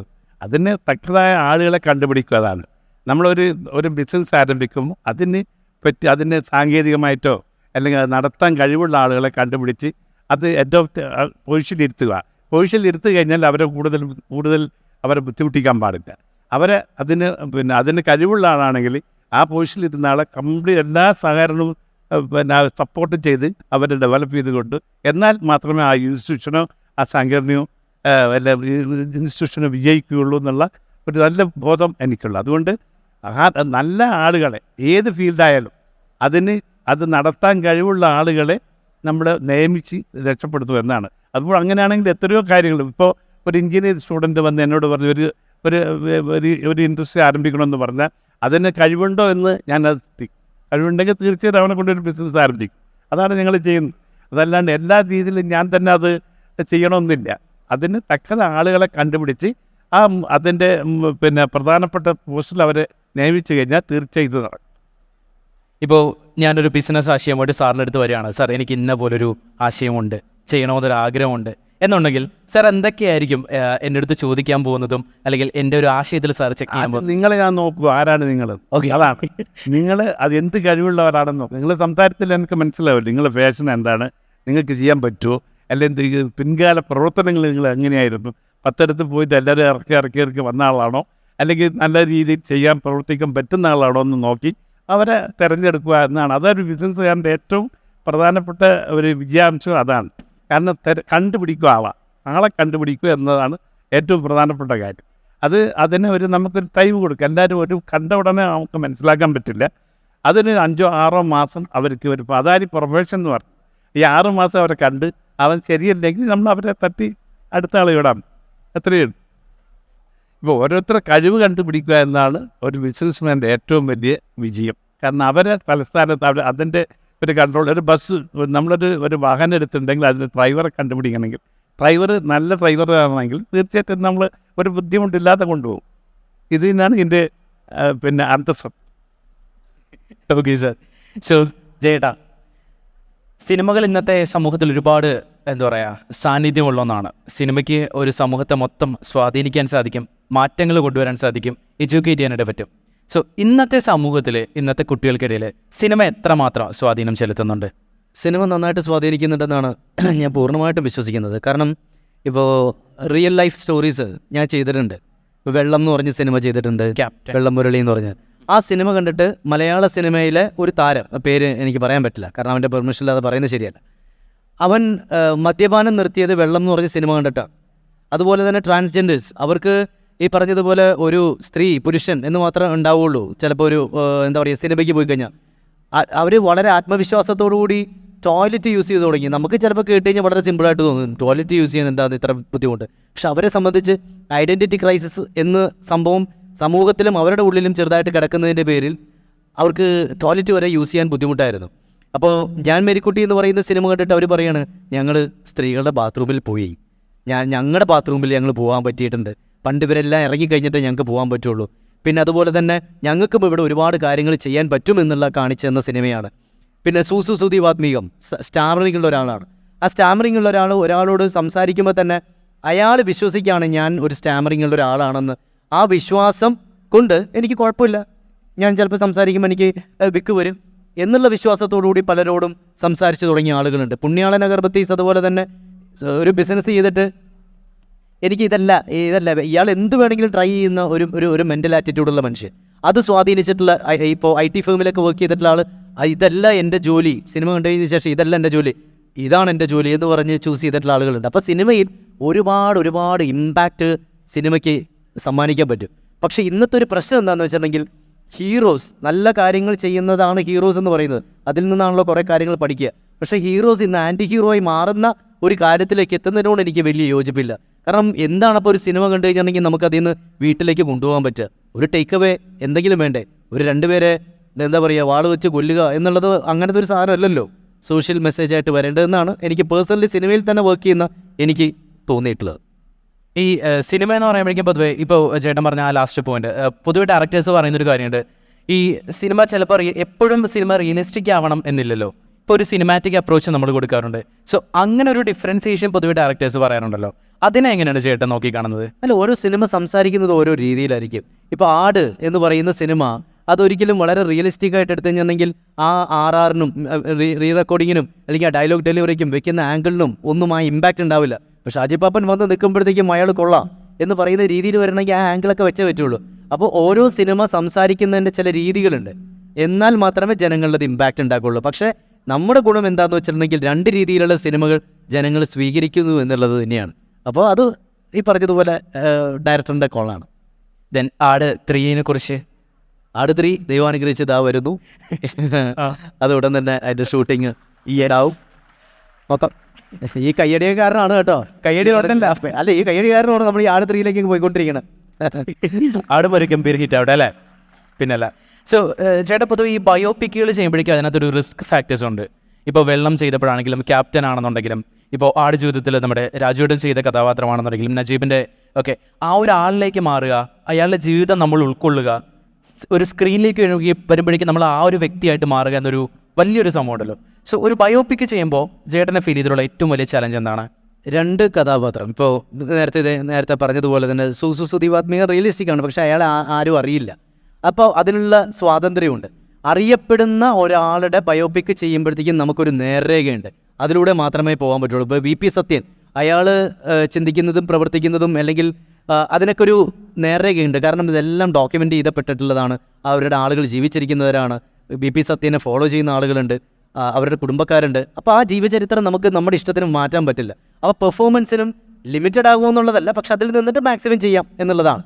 ഒരുപാട് സ്വാതന്ത്ര്യം നമുക്ക് എടുക്കാൻ പറ്റില്ല. പക്ഷേ നേരെ മറിച്ച് അല്ലാത്ത കഥാപാത്രങ്ങളൊക്കെ ചെയ്യുന്ന സമയത്ത് നേരെ ആട് പോലത്തെ സിനിമ അല്ലെങ്കിൽ എന്താ പറയുക, ഞാൻ മേരിക്ക, ഒരുപാട് സിനിമകൾ അങ്ങനെ ചെയ്യുന്ന സമയത്ത് നമുക്ക് കുറച്ചും കൂടിയൊക്കെ ഒരു ഫ്രീഡം കിട്ടും ചെയ്യാനായിട്ട്. അതാണ് ഈ 2 സിനിമകളും തമ്മിലുള്ള വ്യത്യാസം എന്ന് പറയുന്നത്. പൊതുവേ ഈ ഒരു സിനിമാ നടൻ അല്ലെങ്കിൽ സിനിമാ നടി എന്ന് പറയുമ്പോഴേക്കും സാമൂഹ്യ പ്രതിബദ്ധതയുള്ള ഒരാളായിരിക്കണം എന്ന് നമ്മൾ പറയും. പക്ഷേ എല്ലാവരും ചില ഇഷ്യൂസ് വരുമ്പോൾ പ്രതികരിക്കാറില്ല. പക്ഷേ ചേട്ടൻ പലപ്പോഴും പ്രതികരിച്ച് കണ്ടിട്ടുണ്ട്. അതിനുള്ള ആ ഒരു ധൈര്യം അല്ലെങ്കിൽ അതെങ്ങനെ അങ്ങനെ പ്രതികരിക്കാൻ സാധിക്കുന്നു? ഈ മൈക്കൊന്നെടുത്ത് പിള്ളേരെടുത്ത് കൊടുക്കാവോ? അവർ പ്രതികരിക്കുന്നത് ഇപ്പോൾ കാണിച്ചേ. കാരണം കേരളത്തിൽ ഇപ്പോൾ ഇഷ്യൂസ് എന്തൊക്കെയാണെന്ന് അവരോട് ചോദിച്ചാൽ മതി, അവർ പറഞ്ഞു തരും. പക്ഷേ അത് വാർത്തയായിട്ട് വരാത്തത് എന്തുകൊണ്ടെന്ന് വെച്ചാൽ അവൻ ആക്ടർ അല്ലാത്തതുകൊണ്ടാണ്. ജയസൂര്യ ഒരു ആക്ടർ ആയതിൻ്റെ പേരിലാണ് അത് പറയുന്നത്, വാർത്തയായിട്ട് വരുന്നത്. ഇത് എല്ലാ ചെറുപ്പക്കാരുടെ മനസ്സിലുള്ള ഒരു കാര്യം തന്നെയാണ് എൻ്റെ മനസ്സിലും. അത് പറയാൻ പറ്റുന്ന വേദി വരുമ്പോൾ ഞാൻ പറയുന്നു. അതിനെ നല്ല രീതിയിൽ എടുക്കുന്നവരുണ്ട്, രാഷ്ട്രീയവൽക്കരിച്ചെടുക്കുന്നവരുണ്ട്, അതെന്ത് വേണമെങ്കിലും എടുത്ത് തരട്ടെ. അതൊക്കെ അവരുടെ ഇഷ്ടമാണ്. നമ്മൾ ഇങ്ങനെയാണ്, നമ്മൾ പറയാനുള്ളത് നമ്മൾ പറയും. തീർച്ചയായിട്ടും. ഓക്കെ, ഷാരിഖ് ബ്രോ, താങ്കൾ ബൈ പ്രൊഫഷൻ ഒരു IT ടെക്കി ആയിരുന്നു. പിന്നീട് ആ ജോലി ഉപേക്ഷിച്ചിട്ട് ഇപ്പോൾ ഒരു ട്രേഡറായിട്ട് മാറി. ദെൻ എന്താ പറയുക, ഇൻവെസ്റ്റിംഗ് കാര്യങ്ങളും ദെൻ ഒരുപാട് പേര് താങ്കൾ കാരണം ജീവിതത്തിൽ രക്ഷപ്പെട്ടു എന്നൊക്കെ കേട്ടിട്ടുണ്ടല്ലോ. സോ ഇങ്ങനെയുള്ള കമൻസ് വരുമ്പോഴേക്കും എന്താണ് തോന്നുന്നത്? ബേസിക്കലി ഫീൽ ചെയ്യുന്ന ഒരു കാര്യം എന്താണ്? ഇല്ല, വളരെ സന്തോഷമുള്ള സാധനമാണ്. അതായത് ഇപ്പോൾ ഞാൻ സ്റ്റോക്ക് മാർക്കറ്റിനെ പറ്റി വീഡിയോ യൂട്യൂബിൽ ഇട്ട് തുടങ്ങുന്ന കാലഘട്ടത്തിൽ കേരള യൂട്യൂബിൽ മലയാളത്തിൽ സ്റ്റോക്ക് മാർക്കറ്റിനെ പറ്റി, ഇൻവെസ്റ്റിങ്ങിനെ പറ്റി, ജീവിതത്തിൽ പണം എങ്ങനെ ഉപയോഗിക്കണം, എന്ത് ചെയ്യണം എന്നുള്ളതിനെ പറ്റി ആരും ഒന്നും തന്നെ സംസാരിക്കുന്നില്ല. ഒരു വീട്ടിലേക്ക് കയറി ചെല്ലുകയാണെങ്കിൽ ആ വീട്ടിലെ ഡൈനിങ് ടേബിൾ കോൺവെർസേഷനിൽ ഫൈനാൻഷ്യൽ മാനേജ്മെൻറ്റ് വരുന്നില്ല. അപ്പോൾ അതിലൊരു മാറ്റം ഉണ്ടാക്കാൻ പറ്റിയെന്നത് വളരെ സന്തോഷമുള്ള കാര്യമാണ്. എത്രയോ അധികം ആൾക്കാരെ കാണുമ്പോൾ അവർ ജീവിതം ബെറ്ററായി പ്ലാൻ ചെയ്യാൻ തുടങ്ങി, അവർ ഇൻവെസ്റ്റ് ചെയ്ത് തുടങ്ങി, അവർ റിട്ടയർമെൻറ്റിനെ പറ്റി ചിന്തിക്കുന്നുണ്ട്. ആ ഒരു സമയത്തേക്ക് ഒരു കോർപ്പസ് എങ്ങനെ ബിൽഡ് ചെയ്യാം. അപ്പോൾ ആ ഒരു ഡിസിപ്ലിൻ പലരുടെയും ജീവിതത്തിൽ വന്നു എന്ന് കാണുന്നതിനേക്കാൾ ഉപരി വേറെ സന്തോഷമില്ല എന്നുള്ളത് തന്നെയാണ് സത്യം. ശരിക്കും നമ്മുടെ ലൈഫിൽ ഏറ്റവും കൂടുതൽ നമുക്ക് കൊണ്ടുപോകേണ്ടത് ഒരു ഫിനാൻഷ്യൽ ഡിസിപ്ലിൻ ആണ് അല്ലേ? NIT നിന്നാണ് പഠിച്ചിറങ്ങിയത്. അതെ. അപ്പോൾ ഒരു എഞ്ചിനീയർ ആണ്. സോ ഈ ഒരു ചേഞ്ച് അല്ലെങ്കിൽ എഞ്ചിനീയറിംഗ് സ്കിൽസ് എവിടെയെങ്കിലും ഇവിടെ അപ്ലൈ ചെയ്യേണ്ടി വന്നിട്ടുണ്ടോ? അതിനുള്ളൊരു ചാൻസ് ഉണ്ടായിട്ടുണ്ടോ? അത് ഞാൻ നേരത്തെ പറഞ്ഞതുപോലെ തന്നെയാണ്. അപ്പോൾ ഈ എഞ്ചിനീയേഴ്സ് ഇവിടെയും എല്ലാം ഇരിക്കുന്ന എഞ്ചിനീയേഴ്സ് ആയതുകൊണ്ട് തന്നെ എഞ്ചിനീയേഴ്സ് വളരെ നല്ല പ്രോബ്ലം സോൾവേഴ്സ് ആണെന്ന് ഞാൻ വിശ്വസിക്കുന്നുണ്ട്. ശരിയല്ലേ? എന്ത് പ്രശ്നം എപ്പോൾ തന്നാലും എങ്ങനെയെങ്കിലും അത് സോൾവ് ചെയ്യും എന്നുള്ളൊരു വൈബുണ്ട് അല്ലേ? ആ ഒരു വൈബ്, ആ ഹസിൽ എന്ന് പറയും. അപ്പോൾ ആ ഒരു ഹസിലാണ് എനിക്ക് തോന്നുന്നത് എഞ്ചിനീയേഴ്സിൻ്റെ ഒരു സംഭവം. അപ്പോൾ ഇപ്പോൾ ഞാൻ എഞ്ചിനീയറിംഗുമായി ഒരു ബന്ധവുമില്ലാത്ത ഫീൽഡിലാണ് ഇന്ന് കുഴപ്പമില്ലാതെ എന്തൊക്കെയോ ചെയ്തു പോകുന്നത് അല്ലേ? അപ്പോൾ അത് നമുക്കൊരു പ്രശ്നം കിട്ടിക്കഴിഞ്ഞാൽ അതിനോട് നമുക്കൊരു ആ പ്രശ്നത്തിനോടൊരു പാഷനും കൂടി, പ്രശ്നം നമുക്കൊരു പാഷൻ കൂടിയായി വന്നാൽ ആ പ്രോബ്ലം സോൾവ് ചെയ്യുക, അതിൽ എക്സൽ ചെയ്യുക എന്നുള്ളത് നമ്മുടെ ഒരു ഇങ്ങനെ അകത്ത് കയറും. പിന്നെ രാത്രി എന്നില്ലാതെ രാവിലെ എന്നില്ലാതെ റെസ്പെക്റ്റീവ് ഓഫ് ദ ടൈം നമ്മളിങ്ങനെ അതിൻ്റെ പിന്നിൽ പാഞ്ഞുകൊണ്ടിരിക്കും. അപ്പോൾ ആ ഒരു സ്കില്ല് എനിക്ക് തോന്നുന്നു എഞ്ചിനീയേഴ്സിന് ഉണ്ടാകും. അപ്പോൾ അത് തീർച്ചയായിട്ടും ഹെൽപ്പ് ചെയ്തിട്ടുണ്ട്. പിന്നെ വളരെ അനലിറ്റിക്കലായിരിക്കും, നമ്മൾ കുറേ നമ്പേഴ്സ് കണ്ട് അല്ലേ, ഇൻ്റഗ്രേഷനും ഡിഫറൻഷിയേഷനും ഒക്കെ എത്രയോ കണ്ട് മനസ്സിലാക്കാതെയോ അല്ലേ എത്രയോ പരീക്ഷകൾ എഴുതിയിട്ടുണ്ടാകാം. പക്ഷെ അത്രയും കണക്കുകൾ നമ്പേഴ്സ് ഇട്ട് ഇങ്ങനെ തലയിൽ കറക്കിയതിൻ്റെ എന്തെങ്കിലുമൊക്കെ തലയിൽ ഉണ്ടാകുമെന്ന് ഞാൻ വിശ്വസിക്കുന്നുണ്ട് അല്ലേ. അപ്പോൾ ആ ഒരു മാത്തമാറ്റിക്കൽ അനലിറ്റിക്കൽ സാധനമൊക്കെ തീർച്ചയായിട്ടും സഹായിച്ചിട്ടുണ്ടാകണം. കാരണം സ്റ്റോക്ക് ട്രേഡിംഗ് എന്ന് പറയുന്നതും ഹെവിലി മാത്തമാറ്റിക്കലാണ്. നമ്മുടെ സ്ക്രീനിൻ്റെ മുന്നിൽ ഇങ്ങനെ കുറേ ഇൻസ്ട്രുമെൻസും അതിൻ്റെ വില വ്യത്യാസങ്ങളും ഇങ്ങനെ മുന്നിൽ നടന്നുകൊണ്ടിരിക്കുക. അപ്പോൾ അത് പെട്ടെന്ന് അനലൈസ് ചെയ്യുന്നതിൻ്റെ പ്രോബ്ലി ഒരു എഞ്ചിനീയർ ആയതിൻ്റെ ഹെൽപ്പ് ഉണ്ടായിരിക്കുന്നതാണ്. സത്യം, ഞാനൊക്കെ പലപ്പോഴും നമ്മുടെ ഓഫീസിൽ കുറച്ച് പേരിലേക്ക് ഇങ്ങനെ ട്രേഡിങ്ങിൻ്റെ കാര്യങ്ങളൊക്കെ ചെക്ക് ചെയ്യുന്ന കാണാറുണ്ട്. അപ്പോൾ ഈ ഗ്രാഫും പിന്നെ പ്ലസും മൈനസും പോയിന്റും ഒക്കെ കാണുമ്പോഴേക്കും അതോടെ ഞാൻ ആ പരിസരത്തോട്ടേ പോയിട്ടില്ല. അപ്പോൾ അങ്ങനത്തെ ഒരു കാര്യമുണ്ട്. തീർച്ചയായും. ദെൻ ഈ പറഞ്ഞ പോലെ ഈ ട്രേഡിങ്ങിൻ്റെ മേഖലയിലേക്ക് വരും. ഇപ്പം നമുക്ക് പൊതുവേ നമ്മളെല്ലാവരും പറയാറുണ്ട് RD ഇൻവെസ്റ്റ് ചെയ്യുക, അല്ലെങ്കിൽ FDയിൽ കുറച്ച് പൈസ ഇടുക, SIP ഇടുക, അങ്ങനെയൊക്കെയുള്ള കുറച്ച് കാര്യങ്ങൾ. സോ ഇൻവെസ്റ്റ്മെൻറ്റിൻ്റെ കേസിൽ വരുമ്പോഴേക്കും നമ്മൾ ഏറ്റവും കൂടുതൽ അല്ലെങ്കിൽ ഏറ്റവും ആദ്യം ചെയ്യേണ്ട ഒരു കാര്യം എന്താണ്? ഏറ്റവും ആദ്യം ചെയ്യേണ്ടത് ഇതിനെപ്പറ്റിയൊക്കെ പഠിക്കുക, മനസ്സിലാക്കുക എന്നുള്ളതാണ്. ഇപ്പോൾ ഈ ചോദ്യം തന്നെ വളരെ റെലവൻ്റ് ആണല്ലേ. ഇപ്പോൾ RD ഉണ്ട്, FD ഉണ്ട്, മ്യൂച്വൽ ഫണ്ടുകളുണ്ട്, ബോണ്ടുകളുണ്ട്, സ്റ്റോക്ക് ഉണ്ട്. അപ്പോൾ എന്തിൽ എത്ര പൈസ ഇടണം? RDയിൽ ഇടണോ, അതോ FDയിലാണോ ഇടേണ്ടത്, അതോ സ്റ്റോക്കിലാണോ ഇടേണ്ടത്? അപ്പോൾ ഈ ചോദ്യത്തിന് സ്വയം ഉത്തരം നൽകാൻ കേപ്പബിൾ ആവുന്ന ഒരു അവസ്ഥയിലേക്ക് എല്ലാവരും എത്തണം. അപ്പോൾ ഒരു നേരത്തെ പറഞ്ഞതുപോലെ എല്ലാവരും വിചാരിക്കും എവിടെ പൈസ ഇൻവെസ്റ്റ് ചെയ്യണമെന്നുള്ളത് ഞാൻ പഠിക്കേണ്ട ആവശ്യമുണ്ടോ, ഞാനെന്തോ വേറെ എന്തോ ജീവിതത്തിൽ പഠിച്ചതാണ്, ഞാൻ ജോലി ചെയ്യുന്നുണ്ട്, ഇതെന്തോ ഏലിയൻ കോൺസെപ്റ്റ് ആണ്, ഇതെനിക്ക് വേറെ ആരോ വന്ന് ചെയ്തു തരും എന്നുള്ളൊരു തോന്നലാണ്. ഇതങ്ങനെയല്ല. ശരിക്കും നമ്മുടെ ജീവിതത്തിൽ നമ്മൾ ബേസിക് മാനേഴ്സ് പഠിക്കുന്ന പോലെ, കുറേ എറ്റിക്കറ്റ്സ് പഠിക്കുന്നത് പോലെ, കുറേ ബേസിക് അല്ലേ എങ്ങനെ പെരുമാറണമെന്ന് പഠിക്കുന്നത് പോലെ, അങ്ങനെ കുറേ കാര്യങ്ങൾ നമ്മുടെ ബേസിക് നോളജിലുണ്ട്. അതുപോലെ ബേസിക് നോളജിലുള്ള കാര്യമാകണം പൈസ എവിടെ ഇൻവെസ്റ്റ് ചെയ്യണം. അപ്പോൾ ആ നോളജ് ഉണ്ടാക്കലാണ് ശരിക്കും ആദ്യം വേണ്ടത്. RDയും FDയും SIPയും എന്നുള്ളതൊക്കെ കേൾക്കുമ്പോൾ അതിനെ ഏലിയൻ കോൺസെപ്റ്റ്സ് ആക്കി വെക്കാതെ, അതിനെ നേരത്തെ പറഞ്ഞ പോലെ ഡിന്നർ ടേബിൾ കോൺവെർസേഷനിൽ അച്ഛനുമായും മക്കളുമായും ഒക്കെ സംസാരിച്ച് എല്ലാവർക്കും മനസ്സിലാകുന്ന ഒരു അവസ്ഥയിലേക്ക്, വളരെ കോമൺ ബേസിക് ടേംസ് ആണ്, എല്ലാവരും മനസ്സിലാക്കണം. ഇപ്പോൾ ഇന്ന് ചെറിയൊരു പനി വന്നാൽ പാരസ്റ്റമോൾ ഡോളോ കഴിച്ചാൽ മതി നമുക്ക് അറിയാം. അപ്പോൾ ഡോളോ നമുക്ക് പറയാം ഡോക്ടർമാരുടെ എന്തോ ടെക്നിക്കൽ കോൺസെപ്റ്റ് ആണെന്ന്. അങ്ങനെയല്ല, അതുപോലെയുള്ളൂ. അപ്പോൾ ബേസിക് ഇൻവെസ്റ്റിംഗ് എനിക്ക് തോന്നുന്നു വളരെയധികം ബേസിക്, സ്കൂളുകളിൽ പോലും അതിൻ്റെ എഡ്യൂക്കേഷൻ ഇന്ന് പയ്യെങ്കിലും അത് കൂടുന്നത് കാണുന്നുണ്ട്. കോളേജുകൾ കുറേ നടക്കുന്നുണ്ട്. അപ്പോൾ അത് വളരെ ബേസിക് ഇന്നത്തെ ഒരു ലൈഫ് സ്കില്ലാണ്. ആ ലൈഫ് സ്കില്ല് നേടിയെടുക്കുക എന്നുള്ളതാണ് ഏറ്റവും ആദ്യം വേണ്ടത്. ഇപ്പോൾ ഇതിന് കൂടെ തന്നെ ഒരു മൾട്ടി ലെവൽ മാർക്കറ്റിംഗ് എന്ന് പറഞ്ഞിട്ടുള്ള ഒരു സംഭവം കൂടി ഇങ്ങനെ കിടന്ന് കറങ്ങുന്നുണ്ട്. ഇപ്പോൾ നമ്മളെടുത്ത് ഇത്ര രൂപ ഇൻവെസ്റ്റ് ചെയ്താൽ മതി, ഇത്ര പ്രൊഡക്റ്റ് കിട്ടും, ഇത് കണ്ടിട്ട് നീ ഇന്ന ആളെ ചേർത്ത് നീ ഇങ്ങനെ വന്നാൽ മതി, ഇങ്ങനെ ലെഗ് വന്നാൽ മതി, അങ്ങനെയൊക്കെ പറയുന്നൊരു ആളുകളോട് നമ്മളിപ്പോൾ ഈ ട്രേഡിങ്ങിനെ കുറിച്ച് പറയുമ്പോൾ ഇതെല്ലാം കൂടെ കേൾക്കുമ്പോൾ ഒരു കോമൺ ആയിട്ടുള്ള ഒരാൾക്ക് കൺഫ്യൂഷൻ ഉണ്ടാവാറുണ്ട്. സോ ഈ മൾട്ടി ലെവൽ മാർക്കറ്റിങ്ങിനെ കുറിച്ച് താങ്കളൊരു അഭിപ്രായം എന്താണ്? അത് വളരെ രസകരമായി പറയും. കുറേ നാളുകൾക്ക് ശേഷം നമ്മുടെ ഒരു സുഹൃത്തിൻ്റെ ഫോൺ കോൾ, ഇതുവരെ ഈ അടുത്തൊന്നും നമ്മൾ വിളിക്കാത്ത സുഹൃത്ത് ഫോൺ വിളിക്കും. അപ്പോഴേ നമുക്കറിയാം എന്തോ ഒരു സ്കീമുമായിട്ടാണ് വിളിക്കുന്നത് അല്ലേ. താഴെ 2 പേരെ ചേർക്കുക, പിന്നെ 2. ഇത് വളരെ വിഷമകരമായ കാര്യമെന്ന് വെച്ചാൽ, നേരത്തെ ഋഷിരാജ് സിംഗ് സാറും സംസാരിച്ചു 100% സാക്ഷരതയുള്ള നാടാണെന്നൊക്കെ പറഞ്ഞു. പക്ഷേ മേക്കിംഗ് ക്വിക്ക് മണി എന്നുള്ളത് ഇന്നും മലയാളിയെ എത്രമാത്രം തെറ്റായ രീതിയിൽ സ്വാധീനിക്കുന്നു എന്നുള്ളത് വളരെ വിഷമകരമായ കാര്യമാണ്. ക്വിക്ക് മണി അല്ലേ, പെട്ടെന്ന് 1 2 പെട്ടെന്ന് പണം ഇരട്ടിപ്പിക്കുക എന്നൊക്കെ പറഞ്ഞിട്ട് ഈ MLM-ന്റെ സ്കീമുകളും നടക്കുന്നത്. ഈ അടുത്ത് 3500 കോടി രൂപയുടെ എന്തോ സ്കാം ഈ അടുത്താണ് അല്ലേ കേരളത്തിൽ നടന്നത്. അപ്പോൾ എത്രയോ അധികം എല്ലാ വർഷവും ഇതുപോലെ സ്കീമുകളും സ്കാമുകളും വരികയാണ്. അവർ പറയുന്നത് എന്താ, നിങ്ങൾ പൈസ ഇട്ടാൽ മതി, മാസം അത് 10% ലാഭം കിട്ടും, വർഷമാകുമ്പോൾ അത് ഇരട്ടിക്കും എന്നൊക്കെ പറഞ്ഞ് പുതിയ ഉണ്ണികൾ വെച്ചുകൊണ്ട് പുതിയ സ്കീമുകളും സ്കാമുകളുമായ ആൾക്കാർ വരുമ്പോൾ എന്തുകൊണ്ടാണെന്ന് അറിയില്ല, മലയാളികൾ പിന്നെയും വീണുകൊണ്ടിരിക്കുകയാണ്. ഇത് ഇന്നൊന്നും എല്ലാം തുടങ്ങിയല്ല. ആട്, തേക്ക്, മാഞ്ചിയം എന്ന് പറഞ്ഞ് തുടങ്ങി ടോട്ടൽ ഫോർ യു സ്കാം ഉണ്ടായി. അതിനുശേഷം എല്ലാ വർഷവും എന്തെങ്കിലുമൊക്കെ പേരുകളിൽ ബിറ്റ്കോയിൻ എന്ന പേരിൽ പല സ്കാമുകൾ വന്നു. അപ്പോൾ ഈ MLM-ന്റെ ഒരു രൂപത്തിൽ കുറേ തട്ടിപ്പുകൾ നാട്ടിൽ വരുന്നുണ്ട്. വിഷമമുള്ള കാര്യം, ഓരോ വർഷവും പുതിയ രൂപത്തിലും ഭാവത്തിലും തട്ടിപ്പുകൾ വരുമ്പോഴും പിന്നെയും വളരെ ഗള്ളിബിളായി മലയാളികൾ അതിൽ ചെന്ന് വീണു പോകുന്നു എന്നുള്ളതാണ്. അത് ശരിക്കും പണം ഉണ്ടാക്കുക എന്നുള്ളത് വളരെ ഗ്ലാമറസ് ആണ്, എല്ലാവർക്കും ആഗ്രഹമുള്ളൊരു സംഭവമാണ്. ഇപ്പോൾ പുണ്യാളൻ പ്രതീക്ഷ നേരത്തെ പറഞ്ഞപ്പോൾ, ഞാൻ കോളേജിലൊക്കെ പഠിക്കുമ്പോൾ എന്തെങ്കിലുമൊക്കെ ആകണമെന്ന് ആഗ്രഹിക്കുമ്പോൾ എനിക്കറിയില്ല ഞാൻ എത്ര തവണ അത് കണ്ടിട്ടുണ്ട്. അത്രമാത്രം അത് കാണും. അതൊക്കെ നേരത്തെ പറഞ്ഞ പോലെ ഭയങ്കരമായി ഇൻഫ്ലുവൻസ് ചെയ്യുന്ന സംഭവമാണ്. അപ്പോൾ അതുപോലെയാണ്. അപ്പോൾ എല്ലാവർക്കും എന്തെങ്കിലും ഇങ്ങനെ ആകാനുള്ള ഒരു ഓട്ടവും ചാട്ടവും ഒക്കെയാണ്. അപ്പോൾ അതിനിടയിൽ എന്താണ് ശരി എന്താണ് തെറ്റെന്നുള്ളത് പലപ്പോഴും ശ്രദ്ധിക്കാതെ പോകുന്നു. ആ ഒരു അശ്രദ്ധ ഇല്ലാതാക്കണം എന്നുള്ളത് വളരെ ഇമ്പോർട്ടൻ്റ് ആണ്. അപ്പോൾ ഈ MLM-ന്റെ ഇടയിൽ ട്രേഡിങ്ങിന് കൂടി ചീത്തപ്പേര് വരുന്നത് വളരെ ട്രേഡിംഗ് എന്ന് പറയുന്നത് സെബി എന്ന് പറയുന്ന securities and exchanges board of India, SEBI എന്ന് പറയുന്ന ഇന്ത്യൻ ഗവൺമെന്റ് നേരെ റെഗുലേറ്റ് ചെയ്തിട്ടുള്ള യാതൊരുവിധ തട്ടിപ്പുകളും പോസിബിൾ അല്ലാത്ത സ്റ്റോക്ക് മാർക്കറ്റിൽ ഒരു സംഭവമാണ് ട്രേഡിംഗ്. അപ്പോൾ അതും MLM എന്നാൽ വളരെ തെറ്റായ രീതിയിൽ അത് പ്രസന്റ് ചെയ്യുന്നു എന്നുള്ളതുകൊണ്ട് അതെല്ലാം മിക്സായി ആകെ കൂടി സത്യം. കുളം കലങ്ങിയിരിക്കുകയാണ്. അതെ, ഈ MLM കുറച്ചും കൂടി ഒരു റീച്ച് കിട്ടി നമ്മുടെ സൊസൈറ്റിയിൽ. അപ്പോൾ അങ്ങനെ വന്നപ്പോഴേക്കും ആളുകൾ ഭയങ്കരമായിട്ട് കൺഫ്യൂസ്ഡ് ആവുന്നുണ്ട്. കറക്റ്റ്. അപ്പോൾ അതെന്താണ് ശരിയെന്ന് മനസ്സിലാക്കാൻ നമ്മളൊക്കെ എന്തൊക്കെയോ ശ്രമിച്ച ആൾക്കാരിലേക്ക് എത്തിക്കാൻ ശ്രമിക്കുന്നു. എന്താണ് ശരിയെന്ന് പറഞ്ഞു കൊടുക്കാൻ കാര്യങ്ങൾ ബെറ്ററായി വരുന്നു. വളരെ സന്തോഷം. Okay, so Shri Panicker, the largest democracy in the world എന്താ പറയുക, ഒരു ഇലക്ഷൻ ടൈമിലേക്ക് മൂവ് ചെയ്തുകൊണ്ടിരിക്കുകയാണ്. അപ്പോൾ ഈ അടുത്തിടയ്ക്ക് വളരെ കോൺട്രവേഴ്സി ആയിട്ടുള്ളൊരു സംഭവമാണ്. എങ്കിലും ഇങ്ങനെ സോഷ്യൽ മീഡിയയിലേക്ക് കിടന്ന് കറങ്ങിയതും അല്ലെങ്കിൽ ഒരുപാട് പേര് സംസാരിച്ച് പല തരത്തിലുള്ള അഭിപ്രായങ്ങൾ വന്ന് മൊത്തത്തിൽ സംസാരമായൊരു ചോദ്യമാണ്, is India becoming A dictatorship എന്നുള്ളത്. അപ്പോൾ അതിനെക്കുറിച്ച് താങ്കളൊരു അഭിപ്രായം എന്താണ്? ഇല്ല, അങ്ങനെ ഒരു ഡിക്റ്റേറ്റർഷിപ്പ് ഉണ്ടാകാൻ സാധ്യമല്ല. നമ്മുടെ ഭരണഘടന നമ്മൾ വായിച്ചിട്ടുണ്ടെങ്കിൽ ആ ഭരണഘടനയിൽ എങ്ങനെയാണ് നമ്മുടെ യൂണിയൻ ഓഫ് സ്റ്റേറ്റ്സിനെ പറ്റി ആ ഒരു കോൺസെപ്റ്റ് വരുന്നത് എന്നതിനെപ്പറ്റിയും അതിൻ്റെ ഫങ്ഷനിങ് എങ്ങനെയാണ് എന്നതിനെപ്പറ്റി വളരെ കൃത്യമായ രീതിയിലുള്ള ഡീറ്റെയിലിംഗ് ഇതിലുണ്ട്. അപ്പോൾ അതിലൊരിക്കലും ഒരു ഏകാധിപത്യ ഭരണത്തിലേക്ക് ഒരു സംസ്ഥാനമോ അല്ലെങ്കിൽ നമ്മുടെ കേന്ദ്രമോ തന്നെ പോകാൻ കഴിയാത്ത രീതിയിലത്തേക്കുള്ള നിരവധി ചെക്ക് പോയിൻറ്റ്സ് അതിലുണ്ട്.